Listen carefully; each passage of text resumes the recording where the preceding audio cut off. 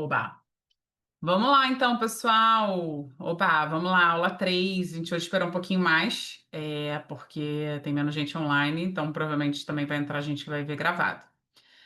Vou espelhar aqui e a gente começa a nossa aula 3. Estou animada para essa aula. Eu comecei trazendo umas dúvidas da Joana. Oba, com imagem, Juan. Sim, que é bom. Gosto assim. Eu comecei trazendo umas dúvidas da Joana e fiquem à vontade naquele mesmo esquema que a gente está falando. Simplesmente abra o microfone e falem para a gente somar. A aula de rede social tem que ter exemplo, tem que ter pergunta na hora, tá? Então vamos nessa, galera. Aula 3 aqui para fazer valer já desde o início. Planejamento de conteúdo. Acho que essa pode ser que seja uma das minhas aulas preferidas, porque é uma das coisas que eu mais bato na tecla quando a gente está fazendo rede social. O que é importante falar macro sobre planejamento de conteúdo? A gente vai entrar nos detalhes, mas basicamente não existe. Acordei. Ai, o que será que eu vou postar hoje? Isso não existe, gente. Assim, rede social, você quer fazer profissional, você tem que ter planejamento. Existe o factual, o quente que fura a fila do que já está planejado. Mas a gente nunca vai dormir no susto sem saber o que vai postar no dia seguinte. É bem importante que a gente tenha esse mindset para você trabalhar a rede social com o devido profissionalismo que ela merece. Então a gente vai falar sobre como planejar nosso conteúdo, vai falar sobre frequência de postagem, engajamento, criação de comunidade, ferramentas de IA, monitoramento, tá? Isso é o principal. Então, beleza, a gente chega aqui hoje e falou, já tinha falado de objetivos, linha editorial, tom de voz, persona, definiu tudo isso que a gente fez nas últimas aulas, e aí começa literalmente a criar conteúdo para as redes sociais. Então, como transformar esse processo num método? Por quê? Porque o planejamento de conteúdo, ele surge a partir da criação, né? A gente só planeja o que a gente tem. Então, eu vou ensinar aqui para vocês, ao longo dessa aula, maneiras de pensar esse conteúdo planejadas em esferas diferentes, para que vocês consigam criar um método contínuo e fazer isso de tempos em tempos. A sazonalidade que vocês vão fazer isso depende de algumas variáveis. Primeira variável é qual é o volume de post que a sua rede social vai ter. A gente vai chegar nessa aula no momento de volume de post, mas redes sociais que têm um volume de posts grandes precisam de planejamentos com um tempo mais curto, porque você tem, né, mais tempo para você reagir. Você tem menos tempo para você reagir. Então você não vai planejar um feed de quem faz 2 posts por dia por 2 meses. A chance de você perder conteúdo é muito grande. Você vai ter que planejar ele mais vezes fragmentado. Ou rede social que tem conteúdo mais frio, que você é uma coisa bem institucional, que é mais para você modernizar aquela presença, você não está exatamente dialogando com uma comunidade, está criando ainda, mas é importante que você tenha alguma presença digital. Você vai fazer, sei lá, 2 posts por semana, você pode planejar 2 meses de feed. E aí tudo bem, vão acontecer algumas questões que vão fazer alguns conteúdos passarem na frente, mas você tem uma base toda construída. Então, essa lógica é importante para que a gente entenda que esse método, apesar dele ter aqui o passo a passo, ele precisa ser aplicado de acordo com a realidade do que vocês vão produzir de conteúdo, tá? Então vamos lá, como é que a gente planeja conteúdo nas redes sociais? O que a gente faz que dá certo? Quando vocês forem montar essa macroestratégia de conteúdo, vocês precisam ter a clareza de que o primeiro passo é definir as editorias fixas que vão ser a base estrutural da sua rede social. Lembra que a gente, quando fez a aula de linha editorial, eu falei para vocês que era para pensar a rede social da sua marca como se fosse uma revista? Dei exemplo das revistas femininas, que elas podem estar falando de mulheres diferentes, todas estão falando de mulheres. Assim como uma revista que tem as editorias fixas, né, com segmentos, cada coluna, cada parte, a sua rede social também vai ter essas editorias fixas que se repetem de tempos em tempos. Se vocês olharem redes sociais de grandes marcas que têm uma produção de conteúdo frequente, faz esse exercício de olhando assim, olha um mês de feed dessa marca e tenta identificar quais são os padrões de repetição. Isso são as editorias fixas, onde a gente vai encaixando, né, os posts naquelas editorias. Ah, Carla, mas fica engessado, então eu só trabalho com a editoria fixa? Não. A editoria fixa, ela é a estrutura principal da sua rede social, mas você vai conseguir colocar ali, eventualmente, quando acontecer alguma novidade, um post que não está categorizado em nenhuma dessas editorias, mas você tem a base para te deixar segura, né? Então, assim, tá, entendi. Você vai então querer que eu faça esse exercício de pensar editorias fixas, mas de onde eu vou partir? Me dá ideias de editorias fixas que possam abarcar a minha marca. E eu, gente, não preciso nem dizer que esse curso ele é voltado para projetos socioambientais, mas tudo que eu estou falando aqui vale para qualquer segmento de marca, né? Isso aqui é estrutura de planejamento de conteúdo. Claro que eu estou falando aqui focada nesse universo, mas isso vale para qualquer marca. Então, claro, vou dar ideias de editorias fixas que são, pra vocês terem uma noção, uma base assim muito coringa que eu uso para qualquer área, de educação a transporte, passando por sustentabilidade, prêmio. É muito coringa essa base aqui. Então, essa aula ela é toda muito tipo mão na massa. Vocês vão pegar isso aqui, depois tem um monte de referência e tal. É bem assim, como fazer mesmo. Então, primeira grande macroeditoria, né? Serviços e produtos. Então, essa marca a qual vocês estão fazendo rede social, ela com certeza presta algum tipo de serviço ou vende algum tipo de produto, né? É, e aí, vocês podem desdobrar essa resposta de várias formas, mas falar sobre os serviços e produtos de maneira sazonal, periódica, é muito importante. Por quê? Porque ninguém vive só de vento, né? Lembra que eu falei para vocês que a gente tinha que pensar o propósito da marca e falar por que que acontece, a gente focar no porquê que a gente quer? Propósito é uma editoria, por exemplo, que eu vou falar aqui. Mas se você só fala do que te inspira, você vai ter uma rede social de gente realmente apaixonada, talvez criar uma comunidade, um movimento. Mas cadê a conversão? Em que momento essas pessoas convertem para o serviço ou para o produto que você está vendendo? Quando eu tô falando venda, não tô falando literalmente só de dinheiro, assim, né? De você comprar alguma coisa. Venda tem o caráter de dinheiro, de compra, mas ele também pode ser uma percepção de valor, né? Onde você entende que aquele movimento existe, então é um que a gente chama de call to action, né? Que é uma chamada para ação. Digamos que vocês fazem, por exemplo, vou dar um exemplo aqui bem assim aleatório.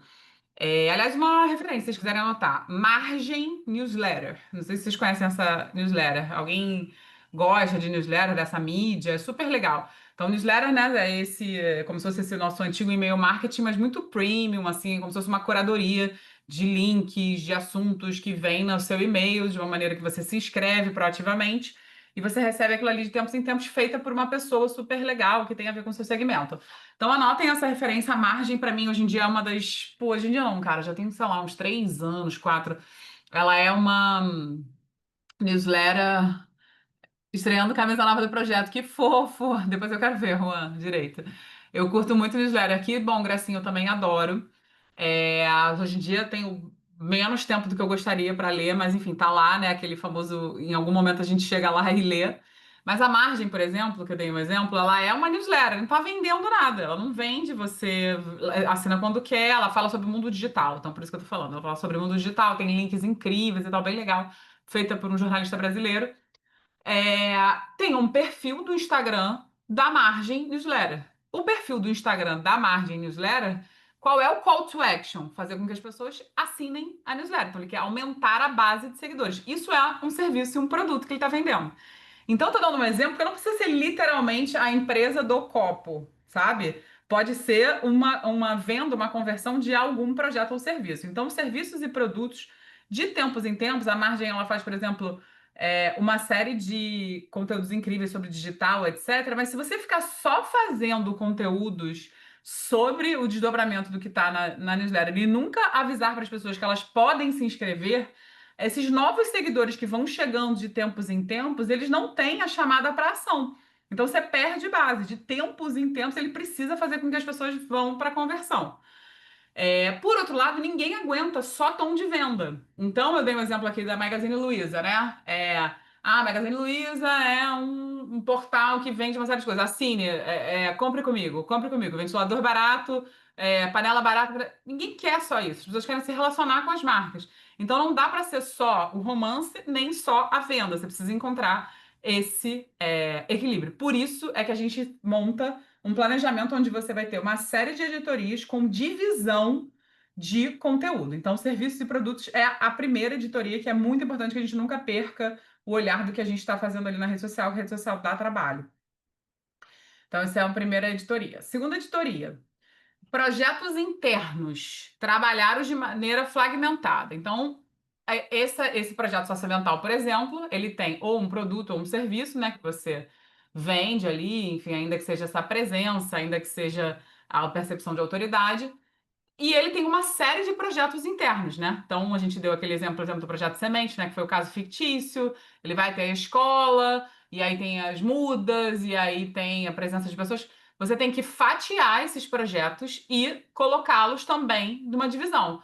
Então, eu vou falar desse projeto aqui que é mais importante uma vez por semana, esse aqui que é um pouco menos importante uma vez a cada 15 dias, esse aqui que é muito sazonal uma vez por mês, e com isso você vai fazendo um grande calendário onde você vai montando essa divisão, né, do que você vai falar. Então, eu tenho mais pra frente aqui nesses slides, eu vou dar o exemplo dessa divisão, mas assim, por exemplo, então você vai pegando esse projeto socioambiental, que é o seu, você vai falar um dia sobre esses serviços, né, esses produtos que você tem, no dia seguinte você vai falar sobre um projeto interno, no outro dia você vai falar sobre uma outra coisa, assim você vai fazendo com que essa rede social vá tendo alternância em relação aos seus segmentos. E é muito importante que você divida quais são esses projetos internos para que você tenha clareza de falar especificamente sobre cada um deles de uma vez. Então, imagino que a grande maioria dos projetos se subdividem em vários, né? Não estou falando de tamanho, estou falando de sentido, né, que esses projetos têm internamente. Então, é muito importante que haja essa fragmentação. Uma terceira editoria, relatórios sazonais, né? A maioria dos projetos socioambientais divulgam relatórios, né, de impacto ou relatórios assim uma vez por ano, onde você presta contas. Às vezes pode ser um relatório maior de relações com investidores mesmo, ou pode ser só um relatório mesmo de trabalho. Esse grande objeto de trabalho, que é um relatório que você resume a atividade do ano anterior inteiro, aquilo ali tem que ser fatiado para o ano todo, sabe? Você vai fatiar aquilo ali, vai usar de tempos em tempos aqueles números que foram os números dos quais você chegou. E isso, por si só, é um conteúdo relevante. Então, você pode criar uma identidade visual específica de relatório, onde você vai dividir esses números, né? Você vai fragmentar esses números aí ao longo do tempo. Você pode pegar números desse relatório que sejam os mais relevantes e focar num númerozão na arte, né? Ou desdobrar aquilo ali. E esses números de impacto eles são muito relevantes quando a gente está falando de rede social. Então, é uma outra editoria só focada em relatório. E aí, o quanto você vai postar sobre relatório, você que vai dizer esse tom. Ah, olha, o relatório aqui no meu projeto socioambiental, ele é muito importante, mas assim, ele foi divulgado, sei lá, em outubro. Pô, eu tenho no máximo um mês para falar sobre ele. Ou então, no meu projeto socioambiental, eu posso durar 6 meses falando sobre ele. Ou no meu, eu quero o ano inteiro seguindo sobre ele. Cada projeto vai ter uma diretriz e você vai usar de acordo com essa diretriz interna, tá? Outra editoria, o propósito, né, que era o que eu estava falando, que é a história da marca, por que começa, por que faz, né, que a gente falou na aula do Golden Circle do Simon Sinek. E isso de tempos em tempos você precisa fazer, só que tem que ser para reapresentar para essa nova audiência que foi chegando por que que o projeto existe, por que que a marca existe, né? Então isso é para ser feito com parcimônia, para não ficar uma coisa muito assim fantasiosa, né? Muito tipo descolada da realidade, mas de tempos em tempos é importante que você reapresente o propósito de por que que você está ali. Muito interessante escolher datas de aniversário, datas, né, onde você precisa reafirmar ali a presença do projeto para escolher esse tom mais romântico no que você está falando. Então, o propósito também é uma editoria. Outra editoria, equipes e fundadores. Então, assim, a sua. E aí, claro, se isso tiver a ver com a sua linha editorial, a linha editorial do seu projeto quer humanizar a presença das pessoas que trabalham nele? Gosta de fazer com que as pessoas venham para frente da câmera? Se sim, se vocês acham isso tranquilo e não tem resposta certa, cada projeto tem uma linha, tragam essas pessoas para frente da câmera. Precisa ser só o fundador? Não, pode ser a ponta, pode ser o pesquisador, pode ser a pessoa de campo, o professor. Pessoas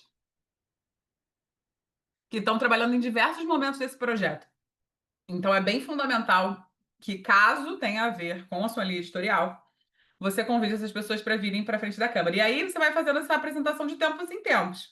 Tem estratégia de começar apresentando todo mundo, e tem estratégia de você ir dividindo e apresentar de tempos em tempos. Tem estratégia de pessoas que só falam, por exemplo, sobre novos funcionários. Começou o novo estagiário, tal, tal, tal, tal, tal. né? Ou então, hoje é dia de fulano, ele está há 20 anos, fazendo 20 anos de casa. Você pode escolher quais são as formas que você vai falar dessas pessoas, mas isso também é uma editoria, tá? Eventos, muito importante, e aí isso aqui vem quando eles acontecem, né? Você não vai prever um post de evento se o evento não existir, mas é interessante que você trate o evento de uma determinada maneira. Ah, ó, meu projeto socioambiental vai ter uma mesa que a gente vai participar pré-COP30, inclusive amanhã vai faltar um mês para a COP30. Vai ter uma mesa pré-COP30 e o fundador do meu projeto vai falar lá, vai ser super importante. Vamos fatiar essa presença dele lá? Vamos.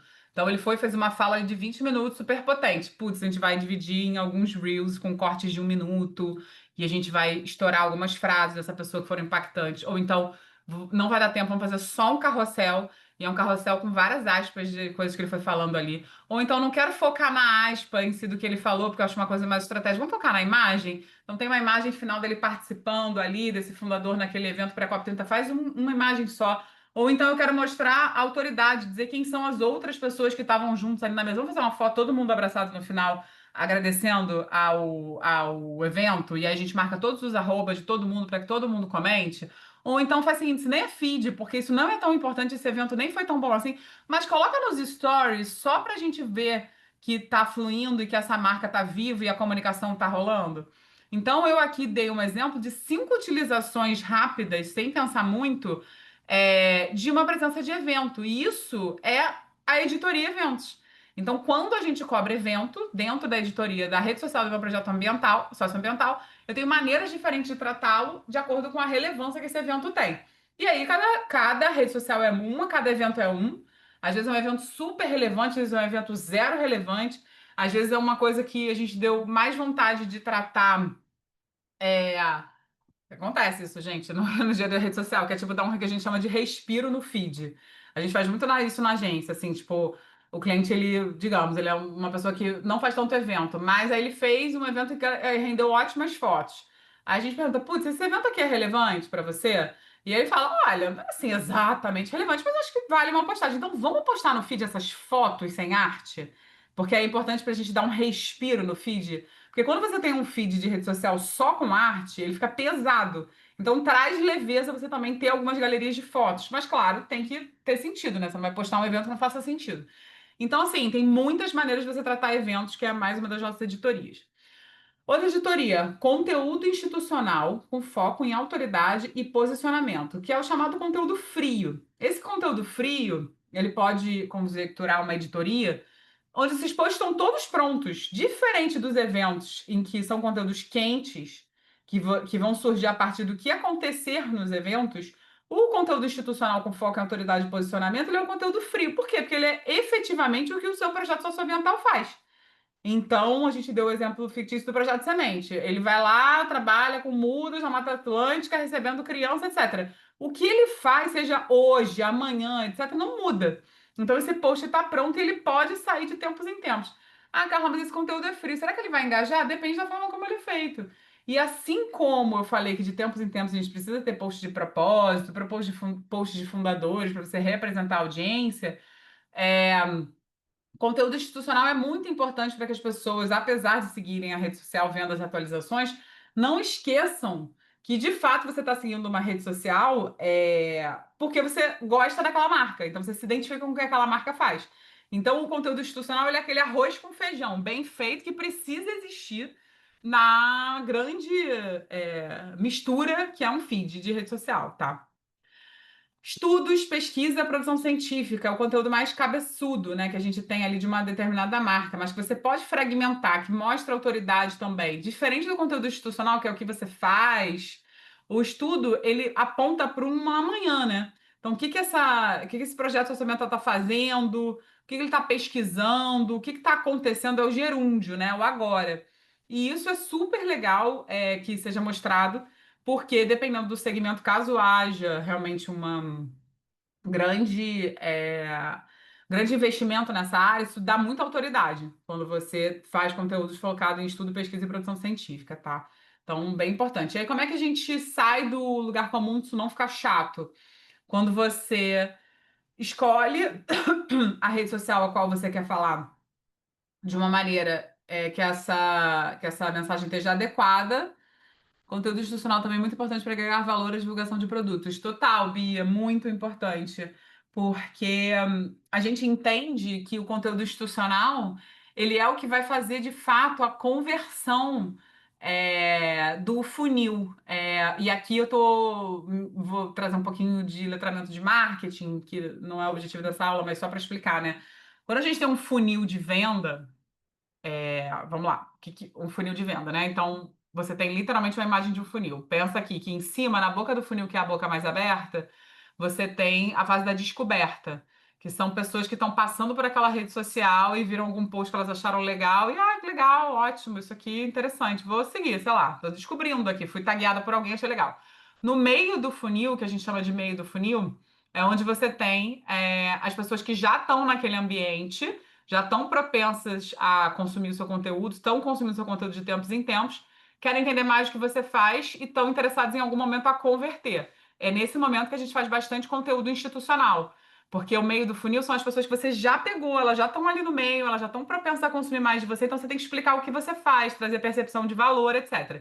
E o fundo do funil, que é onde a funil no final e assim, a divisão básica do básico do marketing de divisão de funil é topo, meio e fim, né? Depois ela tem outras subdivisões, mas assim, o que é importante que vocês entendam é essa infraestrutura. O fundo do funil, que é a parte de conversão, é quando você tem, quando a gente chama de passar o cartão, que é você vendeu de fato. Então assine a newsletter, compre o produto, né? Conheça mais, vem visitar meu projeto e tal. É essa a conversão final. Aqui, quem chegou nesse momento da conversão é a pessoa que já consumiu muito conteúdo institucional, já está apaixonada pelo projeto, já quer saber mais. Você precisa só dar uma oportunidade para ela converter e ela vai converter em momentos do fim do funil.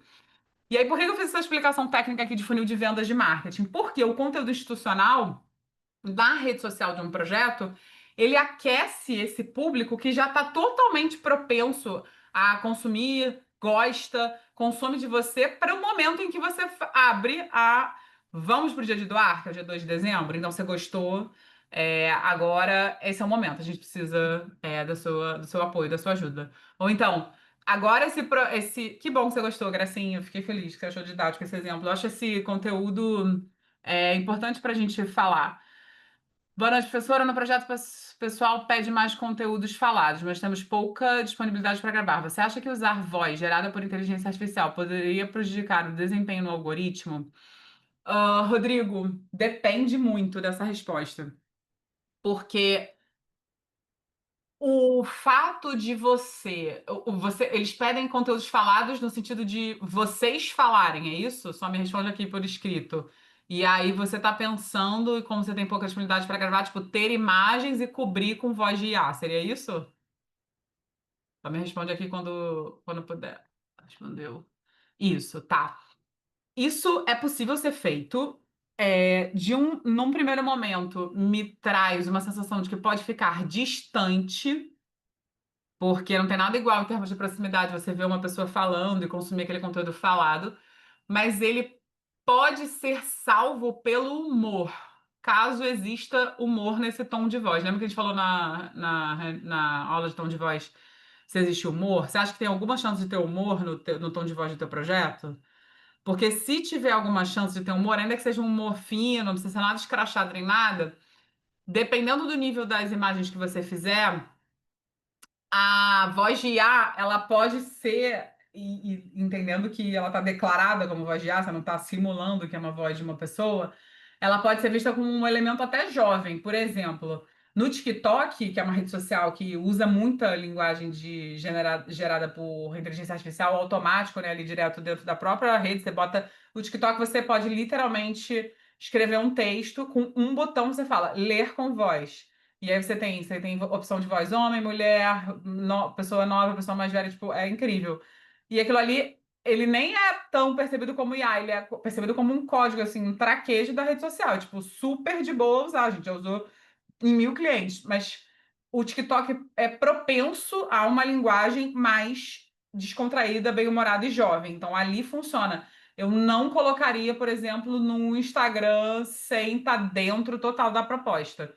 Então, em termos de resposta, eu só quis contemporizar para que você entenda que é possível isso acontecer, só que você tem que tomar cuidado para não ficar distante. Talvez o caminho seja ir com um pouco de voz de humor, assumindo que é IA, no sentido de não fazer fingindo que é uma pessoa. E se pode prejudicar o desempenho do algoritmo? Zero. Não pode, zero prejudicar o desempenho do algoritmo, porque ok, não tem nada igual o desempenho de você falar para uma câmera e a pessoa te seguir. Mas tudo que o Meta quer cada vez mais é você ter IA sendo usada de uma maneira criativa, não pasteurizada. Então, isso é um uso criativo de IA. Não é pasteurizado porque o pasteurizado seria aqueles carrosséis que são feitos com IA, sabe? Eu fiz um conteúdo desses que pediram sobre vídeos das suaranas. Teve uma boa entrega, mas eu não gostei nem um pouco do tom que foi falado, porque ficou com muitos sotaques diferentes. Isso é ótimo, total. Aí há essa grande miscelânea, né? Que você vai ter ali 1000 referências. É isso. Eu sou mais a favor de vocês, se possível, claro, porque eu não sei nada sobre o detalhe, estratégia, possibilidade que você tem, então estou só aqui brainstorming.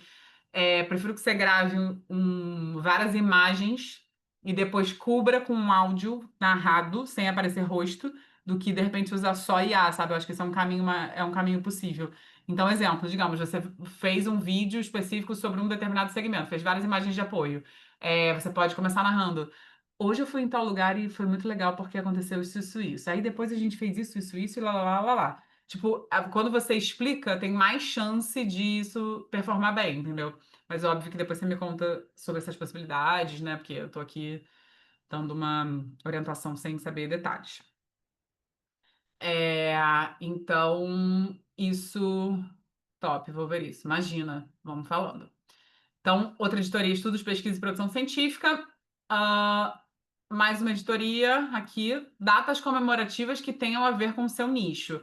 Falei isso numa outra aula, né, que é super importante que a gente não transforme a nossa rede social numa Wikipedia, né, que qualquer coisa a gente vai comemorar e vai fazer posts comemorativos. Mas quando você tem uma data comemorativa que é importante, isso vale estar planejado. Então, é o que a gente chama dessa editoria, né? Por exemplo, a gente agora entrou em outubro. Foi-se o tempo em que, putz, sei lá, 2018, 2019, era raro não ter um post de outubro rosa em todas as redes sociais, assim, de clientes diversos, assim, de várias áreas. Pô, entrou outubro rosa, todo mundo, entrou outubro, tem que fazer post de outubro rosa. Hoje em dia é raro, por quê? Porque se entendeu que vai falar sobre outubro rosa quem realmente tem autoridade para falar sobre a data. Você está fazendo algum projeto que tem a ver com Outubro Rosa, tipo, né, fazendo seus colaboradores terem essa percepção de saúde de alguma forma. Então, isso é uma causa, é um pilar para você. Você está só falando da data, porque assim, a data tem setembro amarelo, outubro rosa, novembro azul, sabe? Tipo, tudo você vai encontrar uma data. E hoje em dia é isso, a gente entrou em outubro, e, cara, eu acho que a gente brifou outubro rosa numa agência para uns 2 clientes só que tinham realmente a ver o resto. Não vai falar só por falar. Então, a editoria de datas comemorativas, ela tem que ser um exercício. O que que vocês vão fazer? Todo final de mês, vocês vão fazer o exercício de olhar as datas comemorativas do mês seguinte para previamente ver se tem algo que merece ser comemorado com um pouco mais de qualidade de conteúdo. Então, isso é uma coisa super importante de ser feita, um exercício que vocês têm que fazer de uma maneira recorrente para poder ter tração nisso mesmo, tá? Então, pessoal, eu fiz aqui alguns exemplos de datas comemorativas, de editorias fixas, para que, se vocês conseguirem abarcar todo mês essa pensata, se vocês conseguirem sentar e pensar exemplos para todos esses conteúdos de editorias que eu falei, vocês já vão ter uma rede social muito mais rica, muito mais planejada previamente. Então, isso é um primeiro momento. Vamos pensar nas editorias fixas, e aqui eu estou dando só o básico de editoria fixa. Vocês vão trazer outras editorias fixas específicas dos projetos de vocês. Então, eu queria dizer que essa é uma base para que vocês desdobrem dentro dos projetos de vocês. E aí, a segunda coisa que vocês vão fazer é começar a traçar estratégia para o curto, para o médio e para o longo prazo das redes sociais da marca. Uma vez com as editorias todas definidas, hora de pensar estratégia de curto, médio e longo prazo. Como a gente faz isso? Vamos considerar que a gente tem esses lapsos temporais, considerando que isso não é um gabarito. Vocês podem pensar curto, longo e médio dentro da lógica de vocês. Mas vamos considerar que longo é um ano. Então, assim, quero que todo mundo, em dezembro de 2025, olhe para 2026 de uma maneira muito estratégica. Putz, quais serão os grandes eventos em 2026 que estão previstos e que eu acho que realmente a minha marca tem que estar presente ali? Quais vão ser os marcos importantes que a gente vai ter, né? E quando eu tô falando de marco importante, a gente tá falando mesmo de Olimpíada, Copa do Mundo, COP30, tipo, sabe? Eleições. Essas macrodatas que atingem todo mundo e que são pauta, dependendo do que você for falar, né? Vou dar um exemplo assim, não óbvio, tá? A gente atende escola, por exemplo, aqui na agência. Pô, ano de Olimpíada para escola. Em um determinado momento, você poderia pensar, cara, não tem nada a ver, né? Olimpíada, enfim, esporte, tipo, é uma escola que está falando de, né, conteúdo de criança e tal. Só que essa escola especificamente, ela tem projeto olímpico de medalha, medalha de matemática, medalha científica, medalha de física, super forte. Tipo, é uma diretriz da escola. Então, eu vou brincar durante o mês da Olimpíada com essa similaridade. Então, nas redes sociais. Então, a Olimpíada deixa de ser só o evento esportivo para mim, ela é uma imensa oportunidade de eu falar de um atributo dessa marca, que é uma marca de Olimpíadas científicas, de uma marca de escola que tem o projeto olímpico muito forte. Vocês entendem o que eu estou querendo dizer? Só que para isso ficar legal, você precisa pensar com antecedência. Então, sim, a gente faz planejamento estratégico para o ano seguinte inteiro, que é absolutamente imutável, gente. Planejamento, isso vale até para a vida, cara, eu acho assim. Não é para você se planejar e você ficar neurótico com aquele planejamento. Planejar é para você aprender a se replanejar também. O planejamento ele é ótimo porque ele é uma base. Não significa que você vai ficar nóia, que você só vai seguir aquele planejamento, mas você vai saber para se replanejar quando necessário.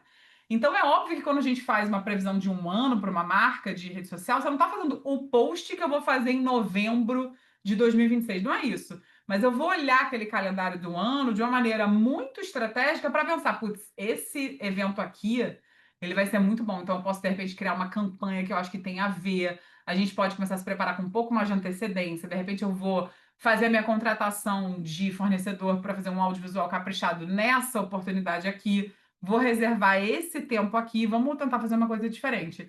Então, quando a gente planeja no longo prazo, é isso: é você olhar essas datas comemorativas mais relevantes, essas campanhas internas, esses marcos importantes, essas efemérides, que são esses números macro.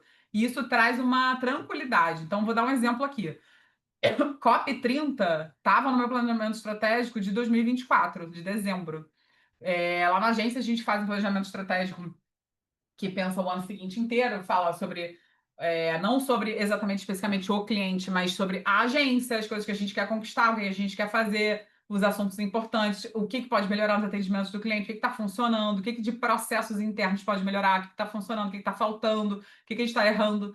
E COP30 era uma pauta ano passado. Por quê? Porque a gente atende vários clientes da área de sustentabilidade, conservação, biodiversidade, e a gente sabia que isso ia ser um assunto muito importante. Estamos aqui há um mês da COP30. Então, desde janeiro de 2025, a gente está falando com os clientes das redes sociais que a gente faz, dizendo: pessoal, e COP30? O que vocês vão fazer? Vocês vão estar lá? Vai ter presença? Quando é que a gente começa a falar sobre a situação de vocês? Vocês querem criar uma editoria fixa? Vocês vão ter foto e vídeo lá? A gente vai ter conteúdo lá? Vocês querem surfar na onda? A gente vai ter uma aula só sobre isso, né? Mas enfim. Então, o que eu quero dizer é que, tipo, precisa planejar com esse olhar de longo prazo também, tá? Então, isso é o que eu considero longo prazo. Médio prazo, eu estou chamando aqui de um mês. O que está previsto para ser postado no próximo mês? Então, literalmente, vocês vão abrir um calendário com os 30 dias do mês seguinte. Vocês vão escrever todos os dias e preencher com ideias de pauta. A gente fez um exercício aqui das editorias, onde eu mostrei para vocês, desculpa, ideias de editorias, que são só uma base, vocês vão trazer as editorias de. Fala, Oi. Gracinha. Não, mas assim, você pega o calendário, por exemplo, a gente vai começar em novembro. A gente Isso, escreve nele todos os dias o que a todos gente os está dias. pensando? O objetivo aqui é fazer um exercício, né? Tipo, depois isso vai ficar mais automático, você vai conseguir planejar mais no curto prazo. Mas assim, não é para post, não é para literalmente escrever o post, tipo, fazer a arte, fazer a legenda, mas é tipo, olha, dia 15 de novembro eu acho importante que tenha isso. Dia 2 de novembro eu acho importante isso. 3 de novembro editoria tal. 4 de novembro eu vou fazer um post Pontuar, né? Por dia, pontuar, então, o que. Tá, perfeito. pontuar. Isso é um Obrigada. exercício que parece muito trabalhoso, mas para quem está estudando social, né, que é o caso de vocês aqui numa quinta-feira, 8h30 da noite, ele faz muita diferença, que é você entrar no mês com a previsibilidade do que você vai postar nos outros 30 dias. Não é o post, é o tema. Uma linha para cada um. E aí, putz, Carla, preenchi os 30 dias, preenchi 25 dias de novembro. Então, 25, então 5 dias aqui em branco. Ótimo, deixa em branco esses espaços que a gente tem espaço para, de repente, entrar uma ideia nova. Vou colocar aqui uma ideia nova, ou então mudar um post de dado, né? Você fica uma coisa bem elástica, assim. Mas o médio prazo é isso. E o que que me traz a tranquilidade de planejar um médio prazo, que é um mês? Olhar daqui do alto para esse próximo mês e não ficar numa sangria desatada de ter que produzir tudo em cima da hora. Então, é você conseguir ter uma previsibilidade de quais são os assuntos. Pô, novembro, gente, é muito importante, porque vai ter o evento tal no dia 17. Esse evento, para o meu projeto socioambiental, ele é muito importante. Vamos fazer o seguinte: eu preciso de pelo menos 5 dias de antecedência na primeira quinzena de novembro para eu chamar para esse evento. Eu vou aquecer a minha audiência. No primeiro, eu vou dizer o que que é o evento. No segundo post, eu vou falar sobre quais são as pautas que vão ser discutidas. No terceiro post, eu vou fazer um esquema meio passaporte especial. No quarto, entendeu? Tipo, vocês vão dividindo aquela presença ali. Isso é um exercício que, num primeiro momento, fica um pouco cansativo, mas que, cara, muito rapidamente é, vai trazer uma rapidez de pensamento sobre o que que é conteúdo. Tenho visto, Rodrigo, tenho visto o pessoal desmentindo vídeos de animais atacando pessoas feitos pelo IA do Sora 2. Podemos dizer que isso vai ser uma trend momentânea ou vai ficar para sempre agora? É tipo loteria conseguir descobrir isso? Cara, gente, assim, eu tô falando até sobre IA nessa aula de hoje. É uma loucura, né? Porque, ai, pessoal, inteligência artificial é uma parada, assim, muito louca. Porque eu vou já até antecipar uma fala que eu ia fazer na parte de IA, para responder essa pergunta do Rodrigo, que é o seguinte. Pra gente, na Force, assim, inteligência artificial é um assunto tão sério que a gente escreveu um código de ética para uso de IA, tá? Esse código de ética tem 2 anos que ele está sendo usado e lapidado. Ele é apresentado para. Ele foi construído a várias mãos. Eu falei isso, acho que já numa aula, né? A gente submeteu a todos os clientes, explicou para eles o que que a gente achava importante, que é um progresso, que é irrefreável, mas que a gente precisa ter muita ética sobre o que que é feito, precisa ser muito transparente essa relação, afinal, criatividade é um ativo, eu vendo criatividade, né? Então é muito importante que isso esteja descrito, que ninguém vai copiar nada, ele é só uma hierarquização de ideias. Submetemos aos clientes, voltamos e usamos, mas a gente usa bem pouco, assim. Até vou falar sobre isso. É, Porém, a gente olha o segmento com muita atenção, é impossível não olhar o que está vindo por aí. Então, por um lado, você tem como coisas boas, e eu costumo dizer que é como se fosse um carro, né? Um carro, ele pode servir para levar uma pessoa para o hospital, ou ele pode servir para assaltar um banco. O negócio não é o carro, é como você usa, né? Aquele carro. Então, IA. Ela pode ser usada por uma coisa incrível ou ela pode ser usada por uma coisa péssima. E aí, no caso de coisas péssimas, que são essas fake news, são esses vídeos intencionais para causar desinformação. Eu acho que não tem como a gente descobrir o que, que vai ser trend ou não. A trend ela vem, né? Ela simplesmente acontece, você consegue medir ali no social listening algumas coisas que estão crescendo, mas de fato o que vai ser muito grande.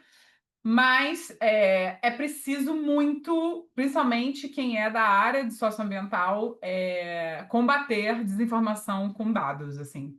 E nesse ponto eu acho que a inteligência artificial ela precisa ficar muito claro, assim, quando a gente percebe que tem alguma coisa que não é verdade, sabe? E aí são as agências de fact-checking, as agências, né, aos fatos, a lupa, que aliás, quem não conhece, por favor, procure saber, vou até anotar aqui, aos fatos.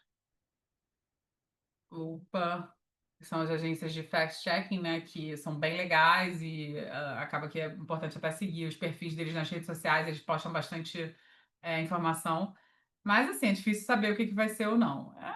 É um complexo, galera. A gente vai estar daqui a uns anos olhando para esse momento que a gente está vivendo hoje com bastante curiosidade, porque a gente está no epicentro aqui da loucura da inteligência artificial. Enfim. Mas é isso, pessoal. Então, esse exercício de médio prazo, ele é trabalhoso, mas para quem tem bastante conteúdo sendo criado, ele é menos um fardo e mais uma tranquilidade, que é você pensar o que vai ser feito no próximo mês. Só a título aqui de transparência, lá na agência, a gente usa os próximos 15 dias, tá? Porque também, obviamente, é um time, né? Bastante gente, a gente vende só isso, trabalha só com isso, então 15 dias para a gente é uma previsibilidade ideal, assim, que é pensar o para frente, mas sem ser para frente demais. Eu gosto de propor um mês para os alunos, até que eles fiquem bem redondos para poder planejar com um pouco menos de volume. Então, o médio prazo é esse um mês, e eu vou considerar aqui que o curto prazo é uma semana, tá?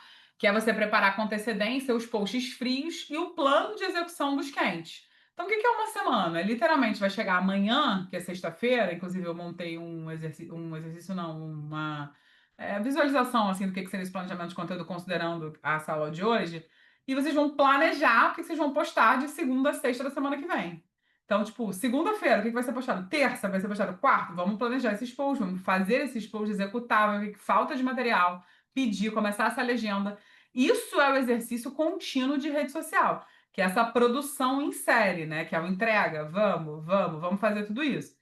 Então, é um pouco por aí que a gente vai sentindo, tá? E o plano de execução dos quentes é porque você pode deixar em aberto. Exemplo, um cliente hoje mesmo tá participando de um congresso super importante.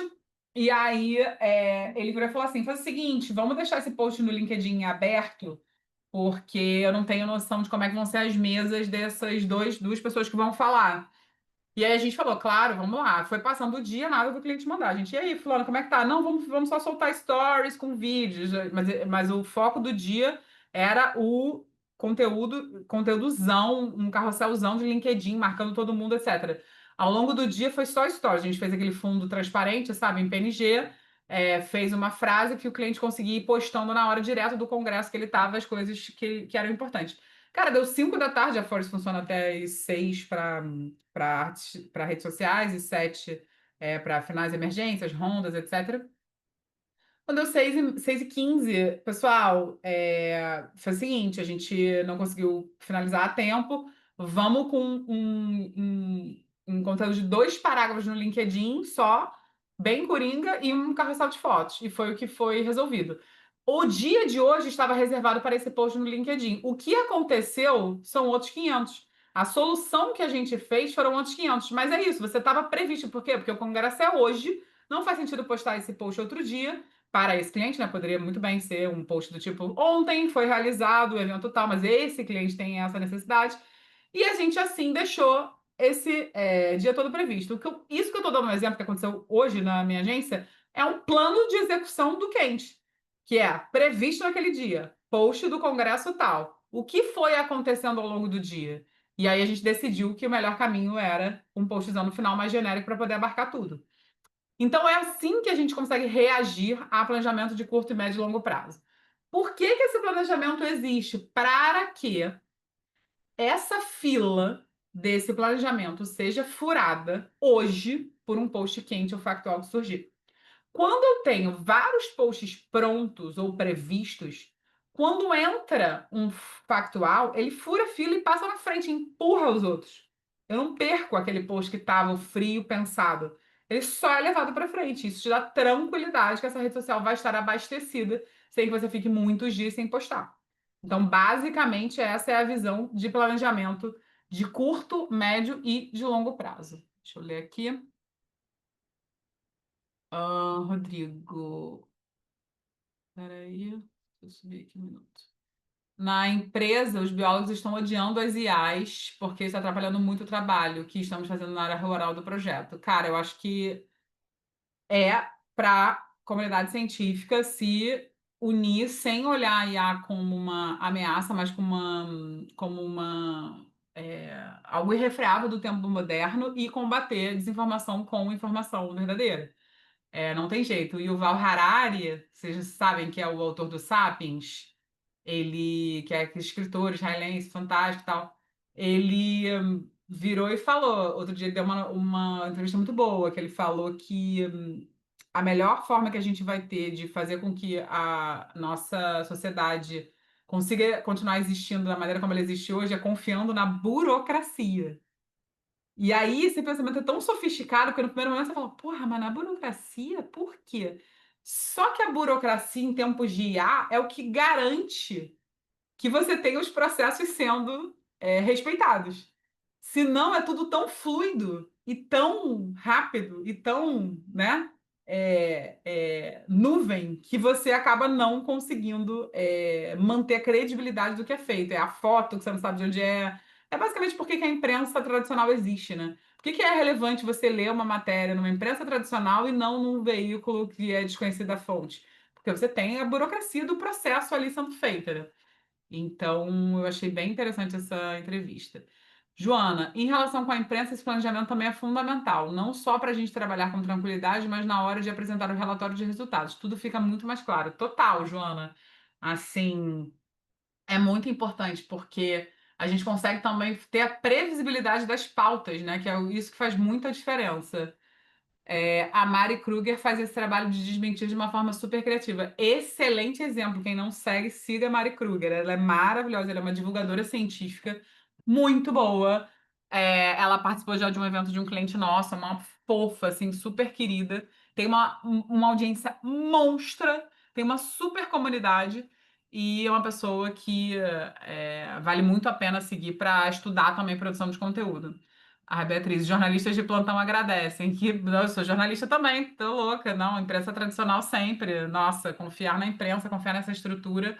Não tem jeito, não significa, claro, que a gente não possa é, criticar a falta de imparcialidade, vieses, né, cognitivos ali, que hoje em dia também é muito suscetível, mas que é muito importante você confiar nas instituições e na burocracia, etc. Acho que eu gosto muito do pensamento da filosofia do Harari, assim. Então, sobre IA é isso, gente. É muito louco. Esse assunto, para mim, ele é infinito, assim. É um assunto que eu gosto bastante também como observadora do ambiente, tá?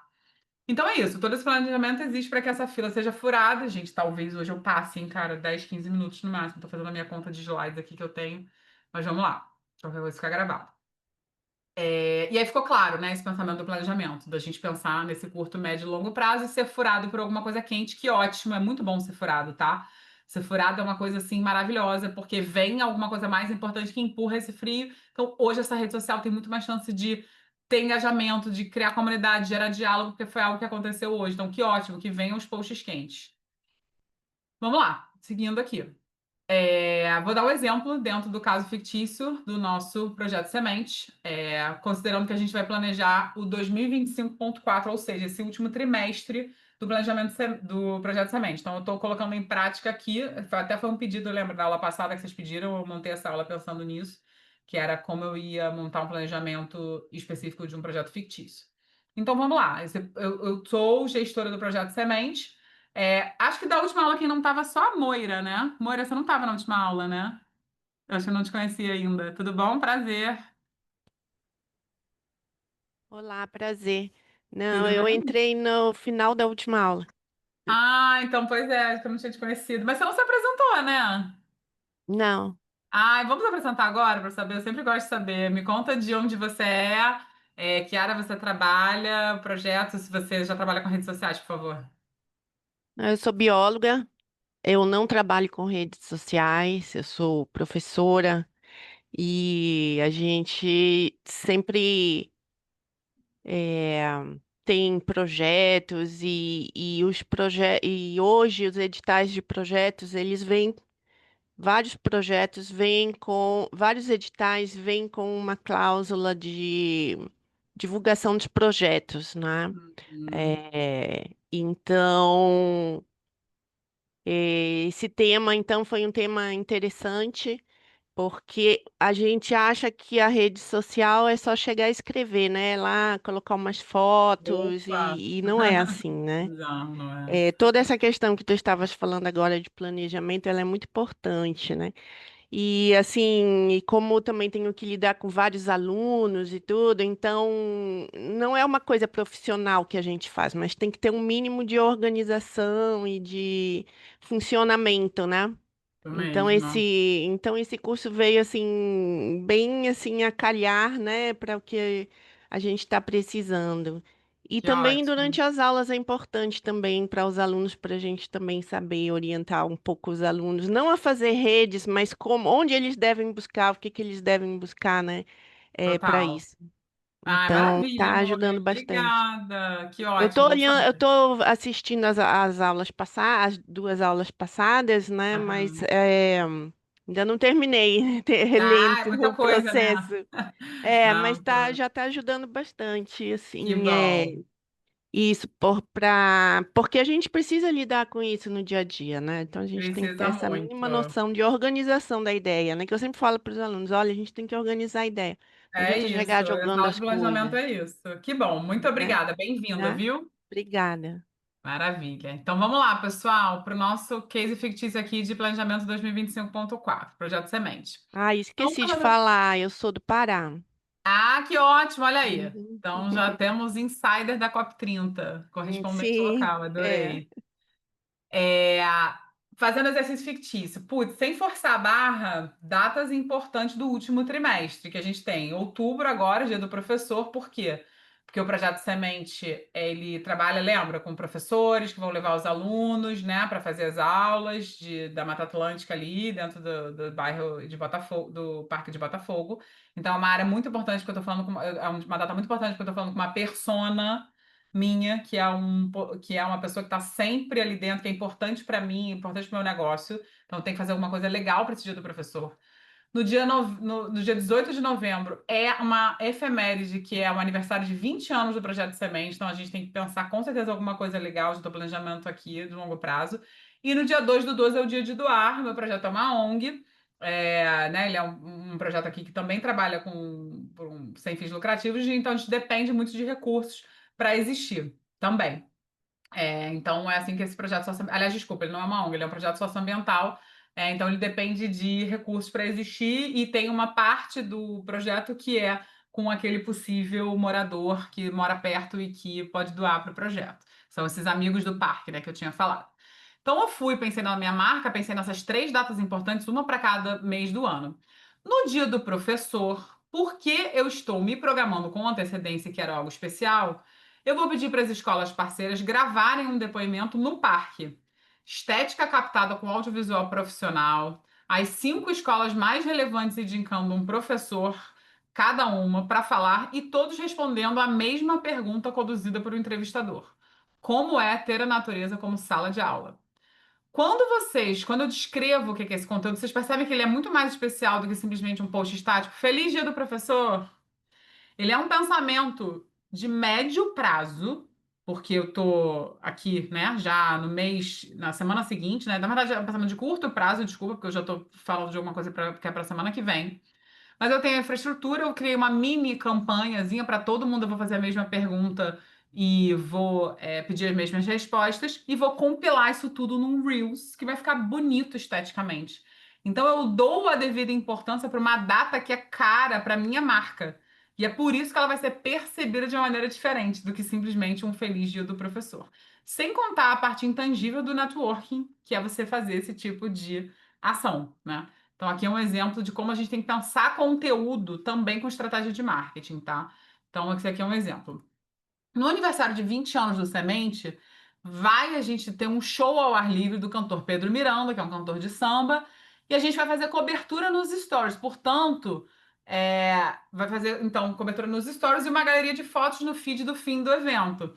Então, ele é um evento. Eu poderia ter 1 milhão de formas de falar sobre os meus 20 anos. A gente poderia botar depoimento dos fundadores, fazer uma galeria de fotos que mostrasse tudo a evolução, fazer um projeto, fazer um post de impacto de números, falar tudo que a gente fez ao longo desses 20 anos.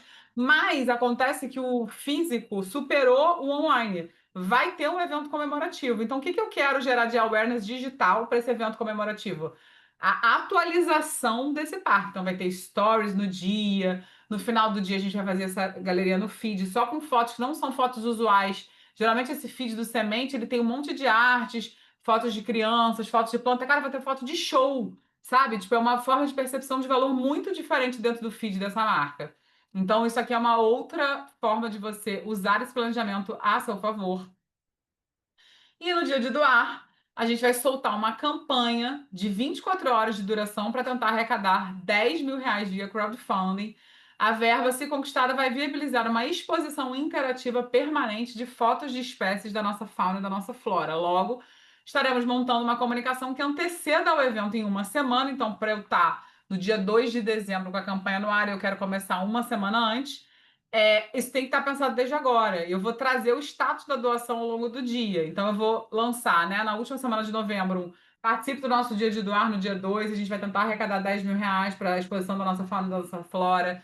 Depois, sabe qual é o tipo de impacto que a exposição interativa tem no aprendizado de crianças assim, assim, assado? E no dia de doar mesmo, começou o dia de doar. Arrecadamos já 2.000, arrecadamos 5, falta pouco, 75% da verba.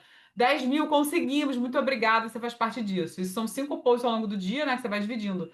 Então, esses exemplos aqui são exemplos que só podem ser executados com tranquilidade, porque na loucura dá para fazer muita coisa, mas assim, aí tem a loucura, quando você tem antecedência.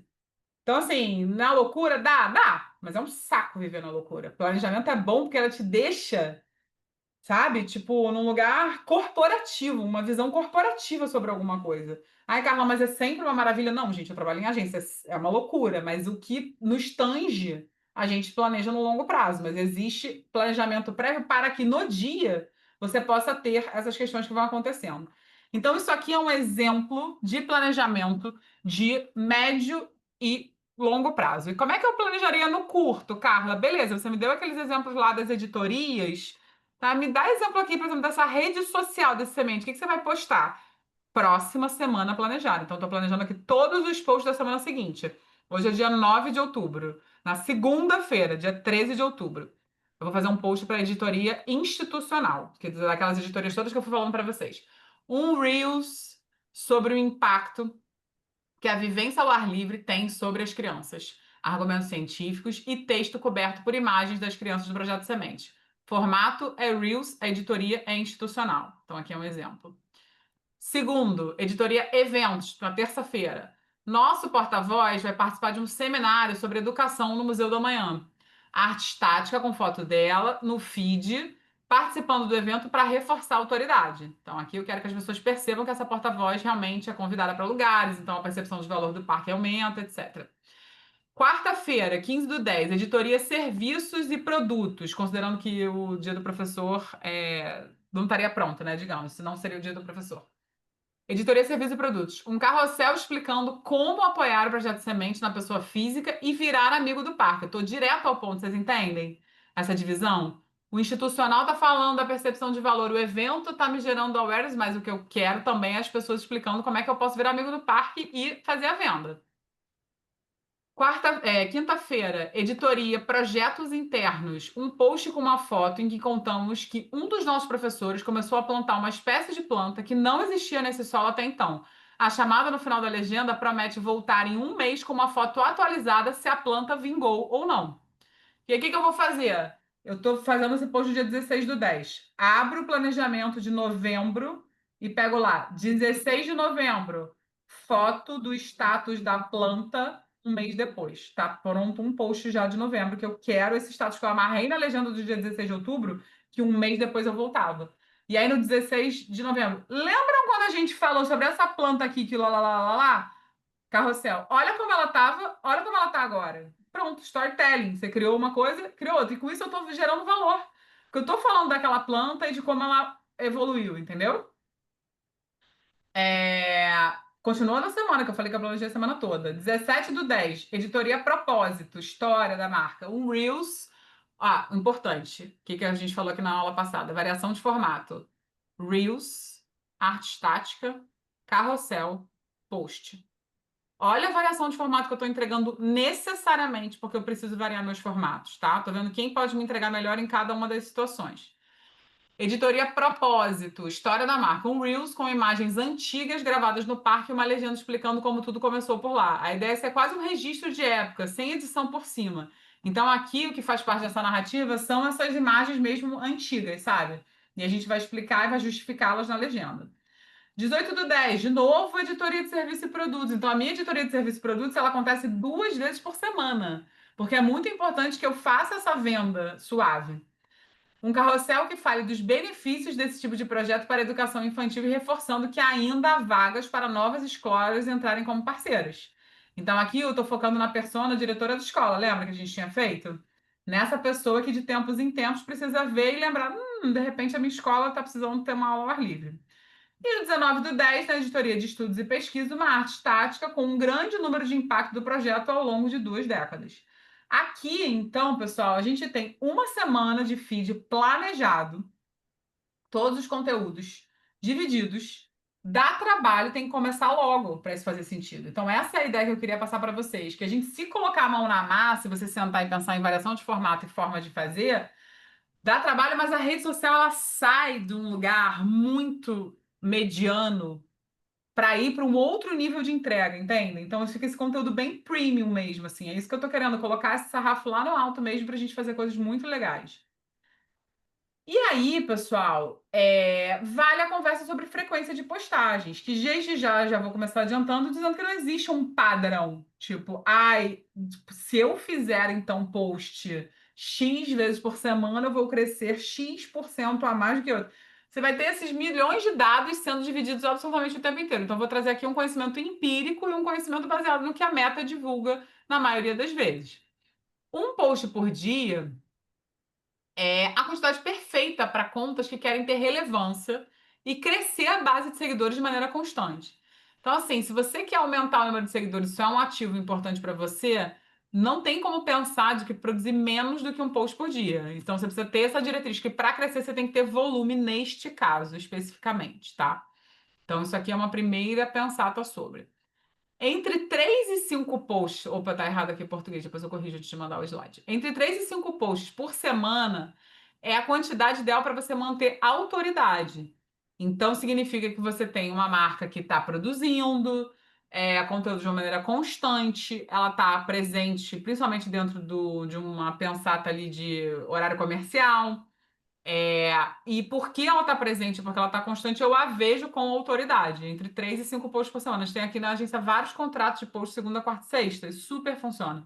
Para áreas completamente diferentes, mas você tem que baixar a expectativa de crescimento de rede social.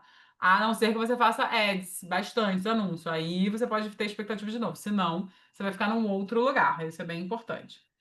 Entre 1 e 2 posts por semana, uma marca mantém-se atualizada, mas constrói comunidade mais devagar. A gente aqui na agência também tem contratos de 1 post por semana. Esse 1 post por semana, ele é literalmente a marca mostrando que ela está moderna, que ela existe, que ela é atualizada, mas ela tem uma redução de tempo de diálogo com essa Traga um copo d'água audiência. para mamãe, por favor. Tá aberto, Moira, o seu microfone, desculpa, só que você Opa. falou. Tem problema. Então você tá dito que você tem uma comunidade que vai crescer mais devagar. Então, se o intuito, o objetivo, lembra da aula lá passada do objetivo? O objetivo principal dessa marca é construir comunidade, ela precisa aumentar o volume de posts dela, ou ela tem que adequar a expectativa de que ela não vai crescer tanto. Há exceções, claro, eu já falei, rede social não é uma ciência exata, mas o olhar empírico é um pouco por aqui, tá? Redes sociais têm dinâmicas diferentes. É importante entender que um post por semana no Instagram é muito diferente de um vídeo por semana no YouTube. Então, o trabalho que dá para ser feito um e outro, o que se espera em termos de finalização, de adequação, né, desses segmentos, faz com que a gente consiga ter uma diferença de percepção de valor. Tweet, né, que é um tweet de 140 caracteres, versus o que dá trabalho para você editar um Reels legal. Você tem níveis diferentes, né, de presença. Então, a gente não consegue comparar banana com maçã. Assim, cada rede social tem a sua lógica e aí vocês têm que pensar dentro da rede social que vocês gostariam de estar, tá? Jamais a frequência de post deve ser decidida por volume de post, mas sim por relevância. Acontece muito aqui na agência de chegar prospects que é tipo, eu acho ótimo, eu quero uma proposta de 2 posts por dia. Eu falo, cara, 2 por dia? 60 posts por mês? O que exatamente você gostaria com 60 posts por mês? Não, acho importante, acho que a gente tem que ter relevância. Cara, eu vou te dar relevância com um valor muito menor. E porque o que importa pra gente não é fechar o contrato, tipo assim, vou ter, porque obviamente um contrato de 60 posts por mês é muito mais caro que um contrato de 1 post por semana, óbvio. A gente varia muito o valor da volumetria do escopo. Mas o ponto é fazer 60 bons posts por mês, tipo, precisa ter um volume, a não ser que você seja varejo, né? Que você tem produto, você precisa mostrar, não faz tanto sentido. Então, várias vezes a gente volta algumas casas com a pessoa e fala, cara, mas se o seu objetivo é relevância, Vamos fazer 5 posts por semana lindamente bem feitos e dá trabalho fazer bom post, sabe? Tipo, do que você ficar só nisso. Então, isso é importante que não é para você cravar no número, é você cravar na relevância, na estratégia. E você tem que usar os dados, a gente vai falar muito isso na aula que vem, que é a aula de métricas, para medir dias e horários de postagens, né? A grande maioria das redes sociais, tirando o Twitter, que só vai dar isso se você for premium, assinar atualmente, ela vai te dar uma série de métricas que você precisa atualizar, que você precisa acompanhar, atualizar. Então, aquilo te dá indicativos de quando postar, a melhor maneira de postar, etc. Mas você vai fazer testes, que é uma coisa importante, e você não vai ficar refém dessas informações. Por que que eu tô falando isso? Porque apesar de você ter as métricas que vão te dizer picos, a variação dentro de um horário comercial, ela é muito pequena. Então, se para você for um desespero postar às 9 da manhã, posta 1 da tarde, fica menos desesperado, sabe? Tipo, não vai fazer tanta diferença assim. Ah, mas se é uma data comemorativa, data comemorativa é muito melhor que você entre 9 da manhã. Por quê? Você tem ao longo do dia para você trabalhar aquela data comemorativa, ela se esgota no fim do dia. Amanhã não faz mais sentido, então é mais tempo para trabalhar. Um projeto que está começando, abriram as portas do evento lá, vai postar durante o dia. Ah, então é um evento que eu faço uma demanda de escassez que eu só quero segurar para quando ele começar, ele começa às 7 horas da noite. Então, posta às 7 horas da noite. Então, assim, essas informações, elas moldam muito a forma como a gente pensa a frequência de postagem, tá? Então, isso é importante para a gente refletir aqui. E aí, pessoal, quando a gente chega na parte de comunidade dessa aula, é uma percepção de valor muito sutil e muito sofisticada. Porque a grande maioria das pessoas que não trabalha com redes sociais, quando ouve a palavra comunidade, deixa eu ler aqui esse comentário. Ah, professora, não muito interessante falar agora, mas o post que eu tinha te falado que viralizou sem estratégia, minha chefe começou a ideia de querer colocar o TBT novamente no perfil.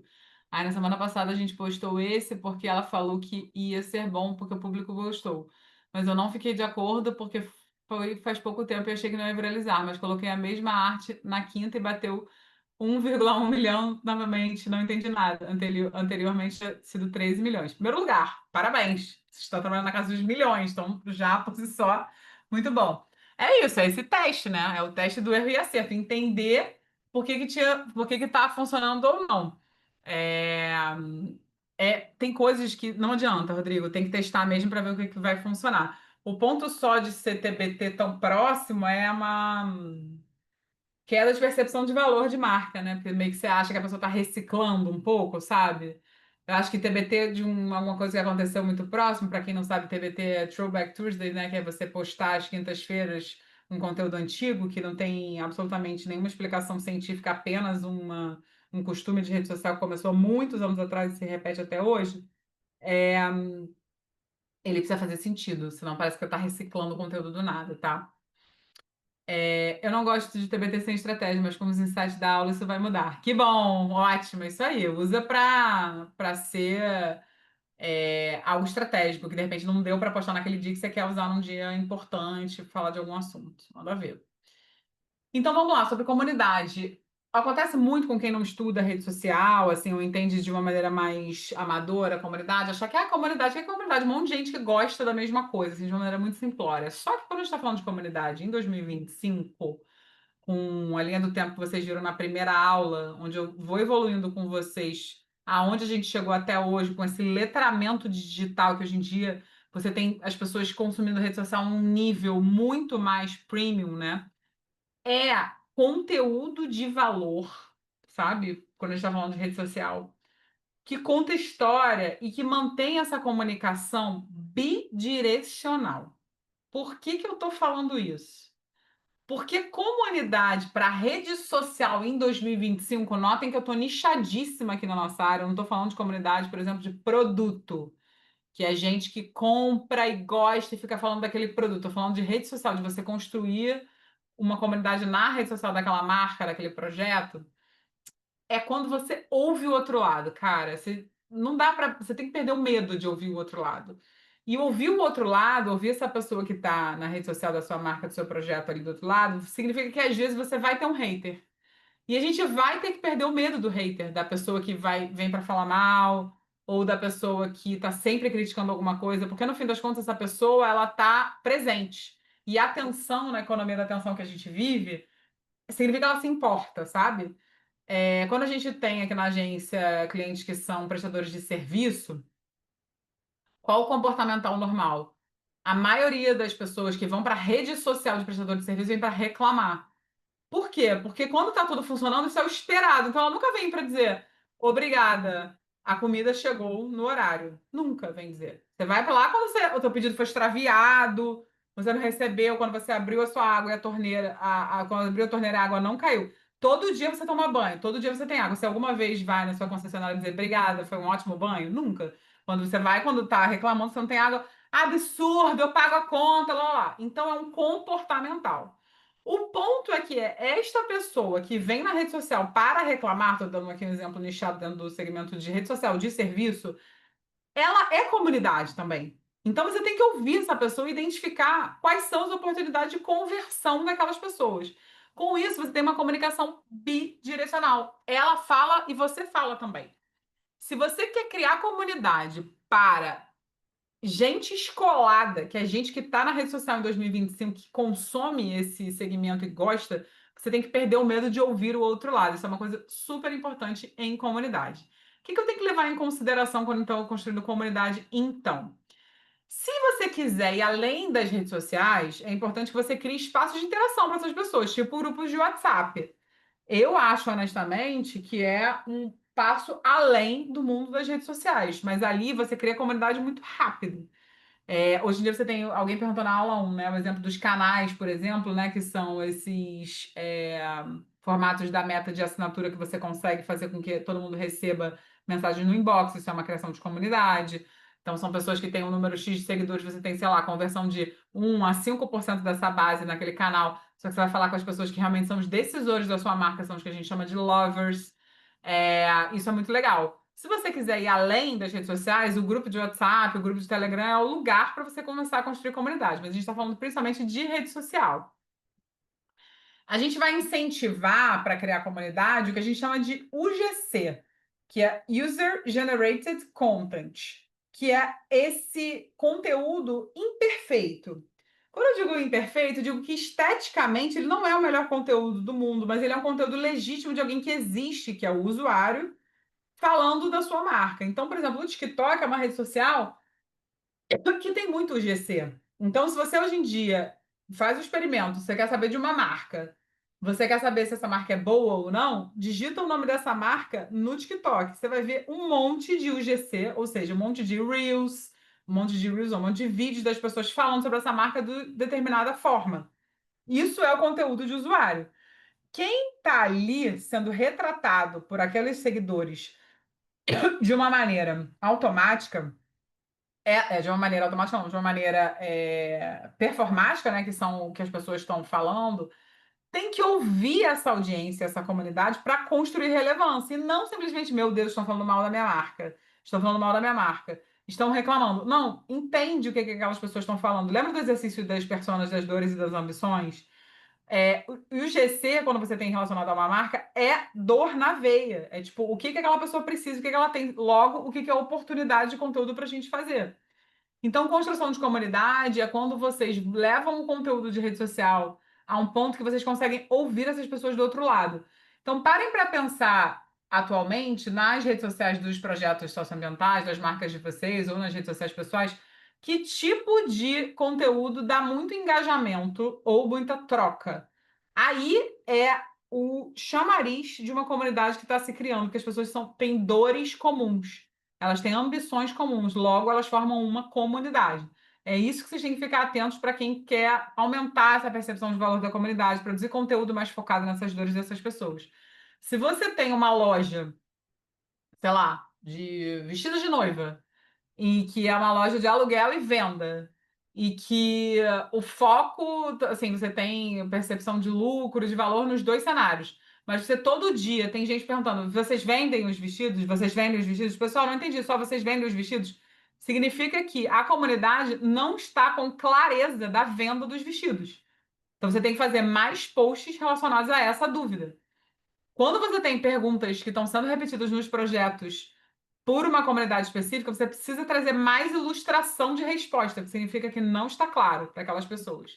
Então, é isso que a gente precisa trazer quando a gente está falando de UGC, que é apostar nesse conteúdo que vai ser feito imperfeito, mas que traz percepção de realidade. Assim que o engajamento começar, ou seja, que essa comunidade começar a ser respondida, não tenha medo da proporção que ele pode tomar. A gente aqui na agência é muito focado em o que a gente chama de filtro problematizador, que é tipo, ai, vou deixar gravado o palavrão, não vou, né? Mas é o comitê do vai dar problema? Só que pensem nisso com um bom palavrão no final. Vai dar problema ou não vai dar problema isso aqui? A gente sempre tem aquele olhar do filtro do tipo, putz, isso aqui vai dar problema ou não? Porém, quando a gente sente que vem um post polêmico por definição, não por querer que ele seja polêmico, a gente também estimula que essa galera tenha as respostas que eles precisam, porque aí a gente consegue ouvir essa comunidade de uma maneira grande, sem ter medo, sabe? Da proporção que aquilo pode tomar. Então, eu tô sendo bem responsável no que eu tô dizendo, porque não é para ninguém procurar polêmica em rede social, mas uma vez que a polêmica existe, não tenham medo, porque virão muito boas respostas dessa comunidade que está sendo construída ali. Porque, afinal, se as pessoas estão se inscrevendo, elas estão escrevendo nessa rede social, elas estão se importando. Então, é isso que a gente tem que trazer. Pessoal, ficou claro até aqui? Eu acho que é uma aula com muito direcionamento, né? Com muitas coisas que vocês têm que fazer. Eu acho que talvez seja a aula até agora que eu mais estou dando trabalho para vocês. Mas eu falei que era o curso vinha primeiro de um contexto mais colocar todo mundo no mesmo lugar. Depois vai bastante passo a passo, que o objetivo é desse curso que as pessoas aprendam a fazer redes sociais para projetos socioambientais. Então, estou trazendo aqui muita mão na massa, assim, de coisas que eu acho que vocês precisam implementar. E aí, pessoal, como eu já antecipei um pouquinho da questão das ferramentas de IA, e trouxe para vocês o que eu acho sobre o assunto, explicando que dentro do nosso autorresponsabilidade, a gente fez um código de ética para uso dentro da agência, eu queria trazer aqui primeiro uns pensamentos antes de indicar algumas. Eu acho que o IA tem que ser pensada para ser usada como uma ferramenta, nunca como um fim, então ela faz parte do seu processo criativo, você não pode pegar o substrato daquilo ali e transformar em conteúdo. Você até pode, mas eu acho que você está tratando a parte cognitiva do processo delegando para uma inteligência artificial. Então é muito diferente você virar para o ChatGPT e falar: faça um brainstorm de ideias para o dia do professor, considerando para um projeto socioambiental. E assim, ele vai te dar uma mão de ideias, você vai ler e de repente você vai ter uma e você vai executar. Do tipo, a diferença entre faça um post de dia do professor usando o meu projeto socioambiental. Você pega aquele substrato frio e usa na sua rede social. Tem muita diferença de tratativa entre uma forma de usar IA e outra. Então, eu acho que ser uma ferramenta que te ajuda na criatividade, te ajuda no brainstorming, ok.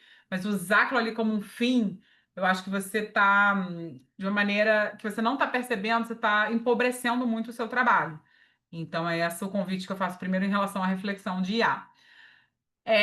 Aí, um nicho específico dentro de projetos socioambientais. Há diversos estudos sobre sustentabilidade de IA, e aqui, para quem nunca se deparou com essa informação, quantidade de água produzida para que você, quantidade de água requerida para que você produza as pesquisas, onde esses servidores são alocados e a quantidade de água que é usada para que você tenha as pesquisas todas feitas. Então, caso vocês nunca tenham se deparado com esse lado da sustentabilidade da IA, vale muito que vocês pesquisem sobre isso, porque realmente é um assunto assim quase desesperador quando você entende o quanto de energia e de recursos a IA usa para poder rodar nessa velocidade. Então, a gente teve há pouco tempo atrás um dos primeiros virais assim, de IA, que foi o Estúdio Ghibli, né? Que foi aquele caso das figuras japonesas, que suscitou uma série de questões, primeiro sobre conteúdo de direitos autorais, porque você tinha o Ghibli, todo mundo reproduzindo, segundo sobre a sustentabilidade, que é o quanto de água você usa para você fazer cada uma daquelas fotos. Enfim, é um universo muito longo, extenso, mas que ainda está tudo em andamento. Mas eu acho que vale trazer aqui essa camada para quem nunca se deparou com o fato de que se você está trabalhando com inteligência artificial, você está usando recursos. Vamos postar esse assunto em uma das postagens desse mês na Escas. Publi, oba, adorei. É isso, né? Super importante. A gente aqui, nossa, na agência, tá muito atento a esse tema, assim, tá bem forte. Seguindo aqui, creditar as imagens com IA, além de transparente, é responsável. Então, caso você tenha uma imagem que seja 100% gerada por inteligência artificial, é de bom tom você considerar que isso possa estar escrito no final do post. com um asterisco que seja essa imagem foi gerada artificialmente com inteligência artificial. Acho que isso causa transparência, responsabilidade, então é uma prática que a gente tem adotado também na agência internamente para vários clientes. Eu super estimulo que vocês, que são meus alunos, pensem sobre isso também. Não existe resposta certa, eu só trazendo aqui provocação de pensamento. E queria dizer que nós, especificamente na Forest, usamos muito pouco inteligência artificial. A gente usa basicamente para melhorar Adobe, que é, por exemplo, limpar fundo de barulho de captação de Reels sem ser com um microfone profissional, que é bizarro, né? Assim, não sei se vocês já se depararam com essas soluções de limpar fundo de áudio, é surreal. Limpar a tela quando você precisa, cortar as coisas mais rápido, quando você precisa melhorar uma estrutura de imagem. Mas para literalmente pensar conteúdo é uma coisa que a gente usa bem pouco. Tem a ver com o estilo da Forest, com a gente ser bem jornalístico, etc. Mas, claro, é uma realidade. E a gente tem essa premissa de usar como uma ferramenta e não como um fim. Então, dito isso, a gente sugere essas inteligências artificiais para que vocês, depois esses slides vão com vocês, pesquisem sobre elas. Eu não fiz uma lista imensa porque cara, eu acho que tem que ser realmente coisas que eu acho muito úteis aqui. Eu sou muito essencialista. Aliás, eu queria recomendar esse livro, vocês conhecem? Falei sobre ele já? Falei, né? Do essencialismo já falei na primeira aula, já acreditei. Que é um livro que fala sobre a gente escolher bem, sabe? Não fazer um olhar generalista sobre as coisas. Então, o ChatGPT, o HotSuite Only Writer e o Brandwatch para Social Listening, que é você ouvir marca de um modo geral, entender o que as pessoas estão falando. O Sprout Social para quem faz análise de dados, é bem legal, é pago. E o Canva, nosso querido e amado Canva, só que a parte de Magic Design que está dentro do Canva Pro, que pode gerar também uma série de soluções visuais bem rápidas que vocês podem ir pedindo. Então, eu acho que aqui são, dentro do meu micro nicho de criação de conteúdo, algumas inteligências artificiais que eu acho que vale a pesquisa, tá? Lembrando que aqui a gente tem versões pagas e versões gratuitas. Então, acho que vale a pena vocês conhecerem. E por fim, vou atrasar mais não muito a aula, já máximo aí uns 5 minutos, monitoramento, que é um assunto super importante, né? A gente falei isso já na primeira aula, né? Que a rede social, eu falei isso, aliás, na segunda aula, que a rede social, ela é uma obra aberta, né? Então, ela é uma novela, no sentido de que montou a novela, produziu tudo, gravou tudo, direção de arte, decorou texto, gravou, editou, botou no ar. Aí é que ela começa. Então, rede social é esse lugar em que você tem a ponta do iceberg de tudo que é sendo feito até que o post vai para o ar, mas uma vez que ele vai, você monitora esse post e você vai entendendo como é que esse post vai fluir. Então, o monitoramento é uma parte muito importante e contínua do trabalho. É fundamental de forma personalizada, e aqui eu estou falando, considerando que não é um serviço de saque 2.0, tá? Então, vou deixar aqui escrito, só para ter responsabilidade também sobre o que eu estou falando em relação a volume. Saque 2.0 é um segmento dentro do mundo de digital que você tem um volume de resposta tão grande que você precisa não só automatizar, mas você precisa de gente trabalhando em 3 turnos. Então, isso, por exemplo, é um serviço que a Force não faz. A gente não atende nada que depende de saque 2.0 aqui na agência. O que a gente faz são respostas possíveis de algumas dezenas de interações por dia dentro de um determinado cliente. Aí, claro, aqui na agência a gente tem social media, que tem vários clientes no núcleo, mas então você tem uma quantidade que é possível ser feita em alguns lastros temporais, né? Então, assim, só a título de curiosidade mesmo, que eu acho que é legal também saber esse dia a dia de agência. Aqui na Force a gente faz 2 rondas por dia nos perfis, uma na faixa ali de 10 da manhã e a outra na faixa ali de 5 da tarde. Isso sem gerenciamento de crise. Com gerenciamento de crise, a gente pode fazer de hora em hora, aí pode fazer num outro horário a combinar com o cliente. Por que eu estou falando isso? Porque quando eu falo para vocês que é interessante fazer a resposta de forma personalizada, dentro de prazos possíveis. Não adianta você falar isso para você ter uma demanda de 200 comentários por dia, né?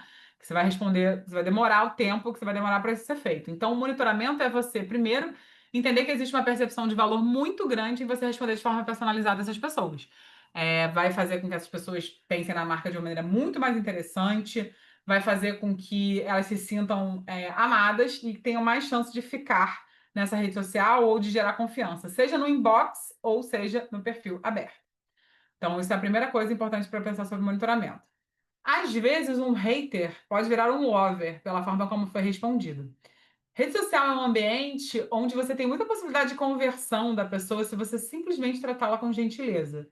Ouso dizer que no mundo também, mas como o mundo de hoje está muito maluco, não dá para cravar isso. Na rede social, pelo menos, que a pessoa não tem como te fazer tanto mal. Às vezes você vem aquele textão no comentário, eu acho um absurdo que lá, lá, lá, lá, lá. Em vez de você simplesmente ser reativo, quando você coloca essa pessoa no colo e responde com ela com gentileza, a chance de você trazer confiança para essa relação é muito grande. Então, no monitoramento, essas mensagens que são os textões são oportunidades de conversão, tá? Não responder é só quando a gente entende que aquilo é um ataque coordenado, quando você tem, né, volume de mensagens que você percebe que as contas não são verdadeiras, você tem quase que um bot ali, um comportamento de bot. De resto, responder hater faz parte do jogo de monitoramento. Ah, Carla, mas significa então que eu tenho que responder todo e qualquer ataque que fazem no meu perfil? Eu tenho que receber essas pessoas? Aqui é um olhar meu. Eu acho que não. Eu acho que rede social de marca é como se fosse a sua casa. Você vai aturar na sua casa uma pessoa no sofá falando mal de você? Não, você vai mandar essa pessoa embora. Então, dependendo do nível que for essa resposta, você pode sim restringir, se não for nada tão grave, só for muito chato, que você restringe o comentário e aí ela não recebe nenhuma notificação e quem te segue também não vê.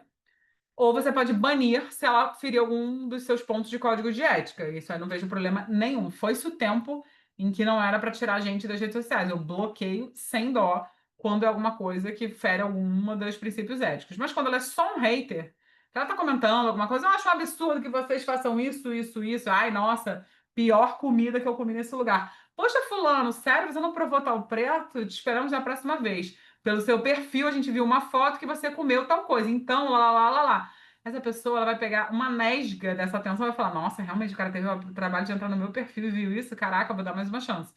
Então, assim, é entender quando existe essa possibilidade, tá? Mas às vezes simplesmente não existe.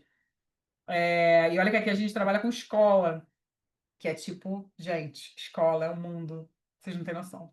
Lembra da época que vocês estudavam nas escolas que não tinham rede social? Você resolvia um problema, ficava lá. Amores, as crianças, os pais e as mães estão nas redes sociais das escolas. Então, assim, é um mundo, sério, é surreal. Mas é possível de ser feito, mas é muito surreal. Só queria trazer aqui uma proporção. Cuidado, super importante. Todo inbox é passível de print. Cuidado com as respostas. Então, você vai tratar no inbox essa pessoa com o mesmo decoro que você trata em respostas abertas. A gente costuma falar da maldição do print, que é aquela resposta que você acha que a pessoa, putz, nunca vai printar, você vai apagar, ela vai printar. Então, hoje em dia você tem o recurso de apagar, etc. Mas, assim, não considera que você pode apagar, às vezes ela printou a tempo. Então, é muito importante que esse monitoramento esteja muito cercado de responsabilidade, é a relação um a um, né? Então, isso é bem importante.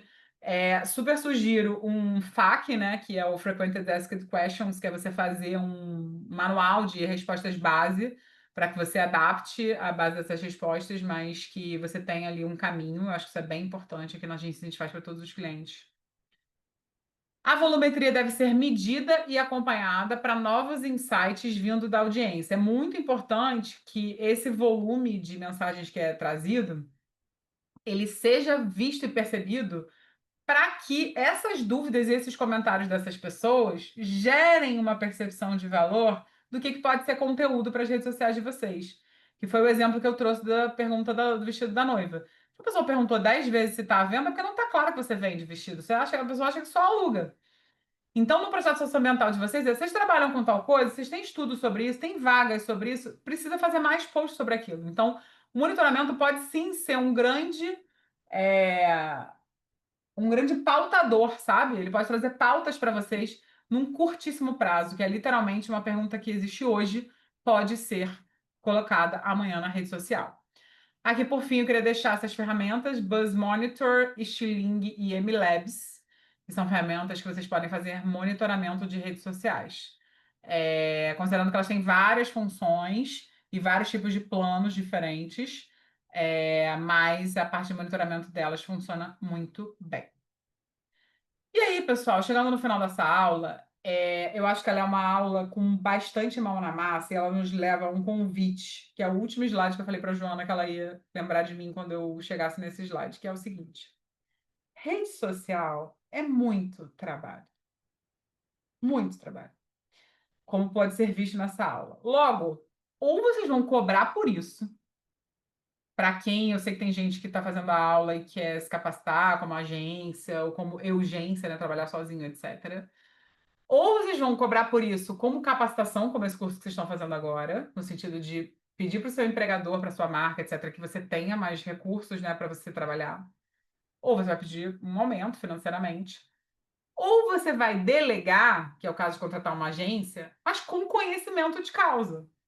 Porque vocês passaram por uma compreensão profunda de como é aquela escalada para você realmente fazer uma rede social boa. Depois desse curso, ninguém mais vai menosprezar uma boa rede social de marca, porque vocês veem o trabalho que dá para você fazer, quantas coisas são levadas em consideração para aquele post que está feito no ar. Então, o meu objetivo aqui é, caso não esteja claro, eu acho que está super claro para essa turma, como isso aqui é um segmento específico de trabalho que dá muito trabalho e que logo, portanto, precisa estar compreendido dentro ou do seu desenvolvimento ou da sua capacitação profissional, tá? Eu vou responder as últimas dúvidas aqui, mas queria só encerrar aqui com os meus contatos finais também. Espero que vocês tenham gostado dessa aula. Vamos lá, vamos para as dúvidas aqui. Primeiro as do chat. O que seria esse gerenciamento de crise, Amanda? Gerenciamento de crise é quando, nossa, a gente come no café da manhã. É quando acontece alguma coisa que faz com que você tenha um post muito polêmico e recebe um volume absurdo de mensagens. E aí pode ser desde coisas triviais, que um post errado, num tom errado, que gerou uma crise, caiu numa bolha e todo mundo tá falando mal, até realmente algo externo, onde as pessoas vêm reclamar na sua rede social. Às vezes a gente está vivendo com algum cliente um gerenciamento de crise que no externo existe a crise, mas ela não chegou na rede. Então, a gente, como trabalha muito com outros parceiros, né? A gente não faz assessoria de imprensa na Force, então a gente tem vários parceiros de assessoria, de marketing, etc. Às vezes a gente, tipo, monta um comitê de crise, eu falo, pessoal, beleza, tá bizarro aí, vocês estão respondendo 1000 jornalistas, estão fazendo matéria, mas nas redes não chegou ainda, nas redes não chegou ainda. Ou às vezes é o oposto. Pessoal, na rede tá bombando isso aqui, olha esse ponto de atenção, isso aqui vai dar merda. Ai, meu Deus, falei um palavrão na gravação. Vai dar ruim, vai dar ruim, fica de olho, e às vezes não chegou lá, não, ficou só na rede social mesmo. Então, gerenciamento de crise é esse lugar onde você tem que botar uma lupa em alguma coisa que está acontecendo e fatiar essa crise para resolver. E gerenciamento de crise é um outro segmento. Cara, e esse eu não consigo colocar aqui dentro dessa aula, que eu já vou botar marketing de influência extra, né? Porque eu dou aula só sobre gerenciamento de crise. E aí, Escas, fica a dica para a gente pensar em novos cursos depois, mais para frente, porque gerenciamento de crise é uma coisa que. O gerenciamento de crise ele é muita coisa em pouco tempo, né? Sei lá, 3 dias, por exemplo, que você tem que contornar uma crise. Então, você coloca na mesa muitas variáveis e analisa muito rápido para definir qual estratégia você vai tomar, sendo que isso aqui é um monte de teoria e na prática é o que aquele gerenciamento de crise para trazer, porque eu, que tenho quase 10 anos nesse mercado, nunca fiz um gerenciamento de crise igual ao outro, cada um é um. A gente fez um nível STF há tipo 2 meses atrás, que foi surreal. Então, tem vários cenários. Eu estou falando esse, lembrando para quem está na minha aula pela primeira vez, que eu só dou exemplos de coisas que estão abertas e que não são sigilosas, obviamente. Então, deixa eu seguir primeiro aqui essa pergunta. Vamos para a próxima. Amei as dicas sobre planejamento, frequência e seus propósitos de impacto. Que bom, Gracinha, fico feliz. Amanda, Carla, como você usa essas ferramentas? Você vê quais os posts mais compartilhados, comentados e usa isso para o planejamento seguinte? Usa toda semana? Então, a gente não usa todas essas ferramentas, a gente usa algumas em clientes diferentes. É, o nosso método de monitoramento, ele é um método mão-homem, tipo, uma pessoa fazendo social media todos os dias, é, com relatórios mensais. Mas a gente, como eu falei, a gente tem um volume razoável, a gente não tem um saque 2.0. Mas o que eu acho que essas ferramentas elas trazem é uma percepção de valor muito grande sobre métricas, que é o conteúdo que eu vou dar na próxima aula. E aí sim, é menos sobre monitoramento, porque eu estou citando elas na aula de monitoramento, né? Mas eu vou falar muito na aula de métricas, que é a aula que vem. Aí sim, eu vou literalmente espelhar para vocês um relatório de métricas da Force para vocês verem como é, com um cliente que eu vou tirar o nome. E vocês vão ver posts mais compartilhados, o post que foi pior naquele recorte temporal de mês, principais comentários, comentários positivos, os comentários que não tiveram. E super uso o planejamento seguinte, Amanda. Assim, isso é uma. A gente faz tipo, relatórios mensais. Então, todo mês, inclusive, a gente está nesse momento que é quando acaba o mês, a gente começa a fazer os relatórios do mês anterior, né? Então, até o dia 15, mais ou menos, de cada mês, eu estou apresentando nas reuniões quinzenais que a gente tem com os clientes os relatórios do mês anterior. E isso faz a gente corrigir rota total, assim. Porque a gente vai sentindo e vai confirmando algumas coisas, sabe? Porque eu virei pro cliente, tipo, o cliente fala assim, cara, meu LinkedIn não tá crescendo, não é possível. Pô, se ele não tá crescendo uma semana, depois não tá crescendo outra, não tá crescendo outra, realmente tem que mudar a estratégia, não tem jeito, tá caindo. Ou então não cresceu uma semana, na outra cresceu, na outra teve um post super compartilhado, um furou a bolha. Ou então você vê os status do Instagram. Você fala, o cliente vira e fala assim: ai, não, porque tem que ter muito mais vídeo, tem que ter muito mais vídeo, tem que ter muito mais vídeo. E aí você vê os status mês após mês, que os 10 primeiros posts são todos carrossel. Aí você fala, mas o que exatamente? Porque, tipo, tá tendo vídeo, mas eu tô te mostrando que a tua audiência quer mais carrossel. Não precisa ter tanto. Esse tipo de questão que é super importante pra gente ver. A gente super faz, super corrige a rota, tá? A gente faz um lapso mensal, mas os relatórios, eles são um ponto de acerto de estratégia bizarro, assim, é muito forte mesmo. Foi algo que a gente implementou e que a gente nunca mais voltou atrás. Joana, é essencial, na hora da crise, se não tiver agilidade, sai do controle. Total. Assim, crise basicamente é macro, para não precisar entrar no assunto, mas acho que basicamente quem fala primeiro controla a narrativa. Então, você precisa trazer uma narrativa primeiro, sabe? Gerenciamento de crise é muito sobre não demorar muito para falar. E tem cliente que a gente já consegue mapear que em algum momento pode dar ruim. Nossa, total. Tem muito cliente que é assim. Juan, uma dúvida. Aceitar collab ajuda no engajamento ou derruba o alcance das duas contas? Aqui a direção fala para aceitar tudo porque temos muitos parceiros. Não. Aceitar collab é super estratégico e super ótimo quando tem a ver com aquela conta. Não é para aceitar a collab de todo mundo, porque vai reduzir o alcance. Porque reduz, divide, né, a atenção. Inclusive, não sei se vocês sabem que quanto tempo demora para aceitar a collab também faz com que aquele post diminua, tá? Então é por isso que o ideal quando vai ter uma collab é vocês é, dizerem quando vai subir a collab. Porque até na Aescas, por exemplo, que é um exemplo que eu posso dar, porque aqui interno, quando a gente foi fazer a venda do curso, né, Bia? Aí eu falei, pessoal, vai subir collab no meu perfil quando? Para eu saber, tal dia. Então tá, ó, vou postar agora porque faz muita diferença no engajamento. Não é para aceitar tudo, jamais. É para aceitar só coisas que têm a ver com vocês. Pode aceitar com algum volume, mas honestamente, acho que mais de uma por dia, por si só, já não é recomendado. E o importante é que sejam coisas que, relação de ganha-ganha. Todo mundo tem que ganhar. Se for só para um bom lado, bom para um lado, não é uma boa parceria. Então, o collab tem que ser bom para todo mundo. Ganha awareness, ganha seguidor. Ganha conversão, ganha percepção de marca. Tem que fazer essa avaliação ali, mas é importante que tenha essa avaliação feita. Rodrigo, responder comentários formados apenas por emoji sem conteúdo textual contribui de alguma forma para o engajamento da publicação ou o algoritmo ignora esse tipo de interação? Problema nenhum responder comentários formados apenas por emojis. Quando você tem, por exemplo, um emoji de resposta, você pode ter um emoji de comentário, você pode ter um emoji de resposta. Ou quando a pessoa fez um comentário só amável e você não tem muito mais o que colocar.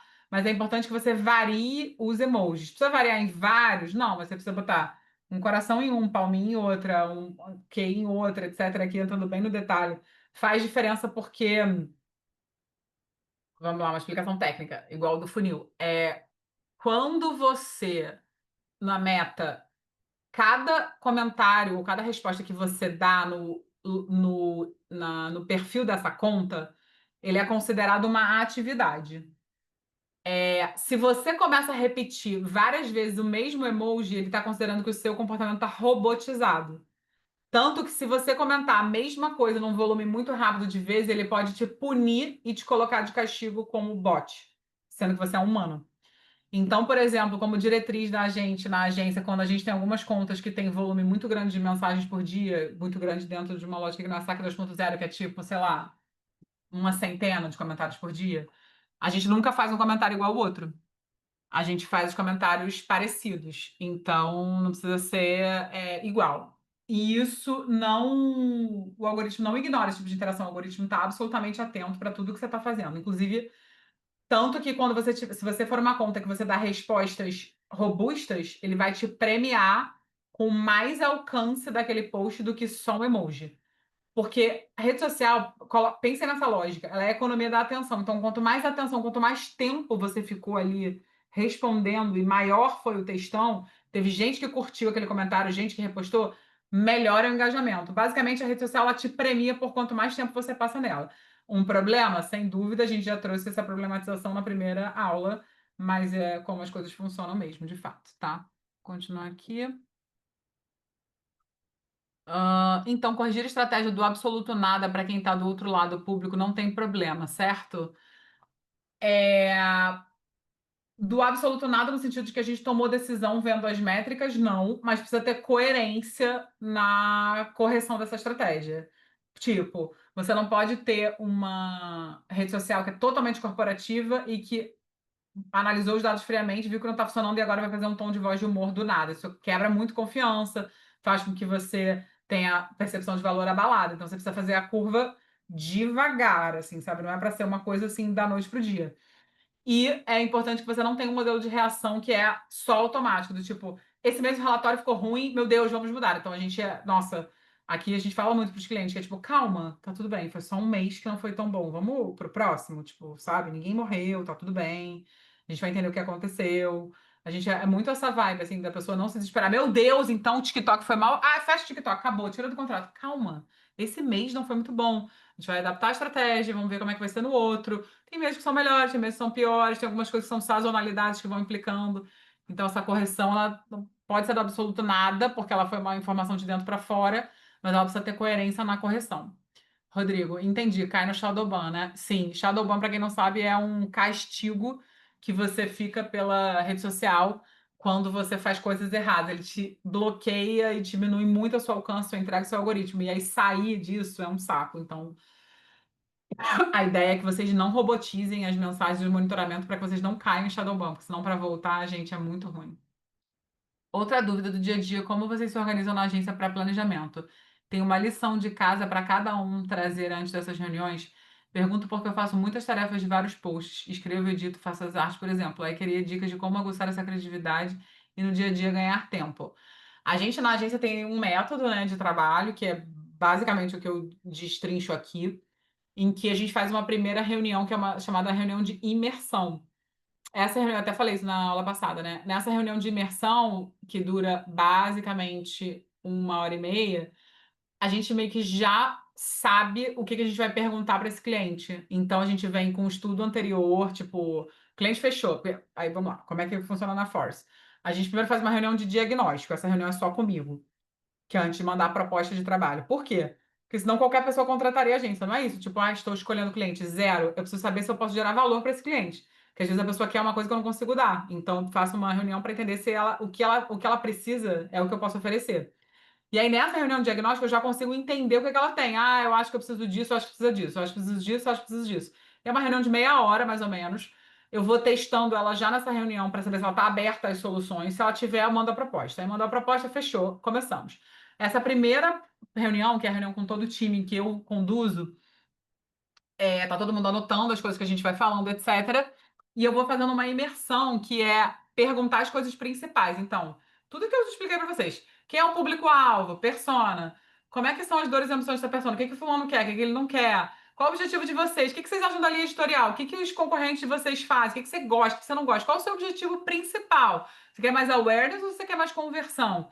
E aí vou seguindo nessa linha, nesse grandíssimo brainstorming. A partir do que o cliente vai trazendo, eu vou adaptando algumas respostas e vou tentando traçar um planejamento para, num primeiro, a gente geralmente entrega 7 dias de posts pensados previamente em cima de uma macroestratégia de conteúdo. Essa macroestratégia de conteúdo eu defino o que que eu tenho de ajuste, porque são raras as vezes em que eu vou começar uma rede social do zero. Muitas vezes o cliente já vem com uma rede social começada que ele não gosta, que tá ruim, que tá trocando de agência, etc. Quando é do zero, é uma delícia, que eu conceituo do zero. Tipo assim, eu fulano, vou fazer isso, isso, isso, né? A gente vai testar e tal. Mas muitas vezes eu venho de uma análise que está feita, então eu já venho de muita correção. Isso aqui não está funcionando, essa rede social está ruim, essa identidade visual, você fez isso, vocês não fizeram um destaque, o link da bio não funciona, lá, tipo, eu vou, sabe, listando um monte de coisa para corrigir. E aí eu vou vendo o que o cliente está querendo. E aí, a partir disso, a gente evolui para um grande arquivo de macroestratégia, que é a metodologia da Forest. Preciso que o cliente comente ele inteiro antes de executar e entrego 7 dias de posts para eles. Porque além desse caminho de correção, eu mostro o que a gente pode fazer. E aí tudo depende, aí isso é entrega. E dependendo de quanto tempo ele me demora para me retornar sobre isso, eu preciso entender. Tem gente que. Gente, tá raro, tá? Tá excelente, não muda nada. Vai, é tipo 5%. E aí 90% é, pessoal, tá legal, mas muda isso aqui não funciona, vai refaz, aí refaz tudo, aí adapta a macroestratégia, aí refaz todas as artes, refaz tudo, até que fica redondo, e aí vamos começar? Vamos! E tá, aí começa o primeiro post, aí vamos no processo, aí planeja mais 7, aí planeja mais tanto, aí, entendeu? E a gente faz parte da nossa metodologia também uma reunião de follow-up quinzenal, com alguns clientes é mensal, com alguns clientes é semanal. E aí varia de acordo com as demandas. Mas, sei lá, 60, 70% dos clientes o follow-up é quinzenal, que é uma reunião de 1 hora com um invite contínuo, que todo mundo já reserva aquele horário, onde, em cima do que está planejado, a gente revê o planejamento e a gente define os próximos 15 dias. Então, por exemplo, hoje fiz uma reunião importante com um cliente, 4 da tarde, que a gente falou, fulano, essa tinha sido a primeira reunião de outubro dele. Porque, né, outubro começou na quarta, essa reunião é quinzenal, então essa é a primeira vez que está tendo essa reunião. Eu falei, vamos espelhar o arquivo de datas comemorativas. A gente tem um arquivo de datas comemorativas.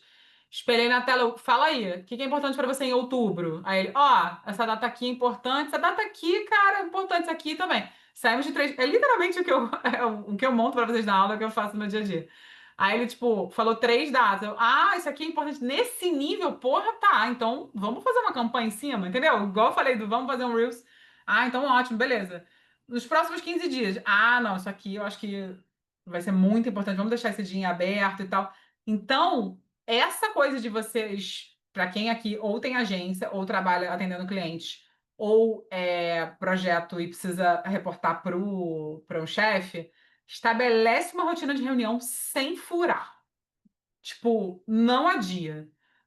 Mas a pessoa não sei se ela vai ter aquele interesse a cada 15 dias. Cara, vem na reunião. Assim, faz como hábito vir, ainda que seja para falar 10 minutos. Porque essa lógica de repetição vai criar uma metodologia de organizar assuntos para aquela reunião, entendeu? Então, isso é uma coisa assim super importante no dia a dia, que é você repetir, cara. Repetir é assim. A repetição é uma mãe para conteúdo, porque eu aqui na agência tenho a grata. Acho que é sorte, não, galera. Honestamente, assim, sem falsa modéstia, mas acho que aqui é um lugar que a gente tem várias pessoas que trabalham há anos, né? E a gente tem a coisa de desenvolver muitas pessoas. Eu sou muito focada nisso, no time e tal.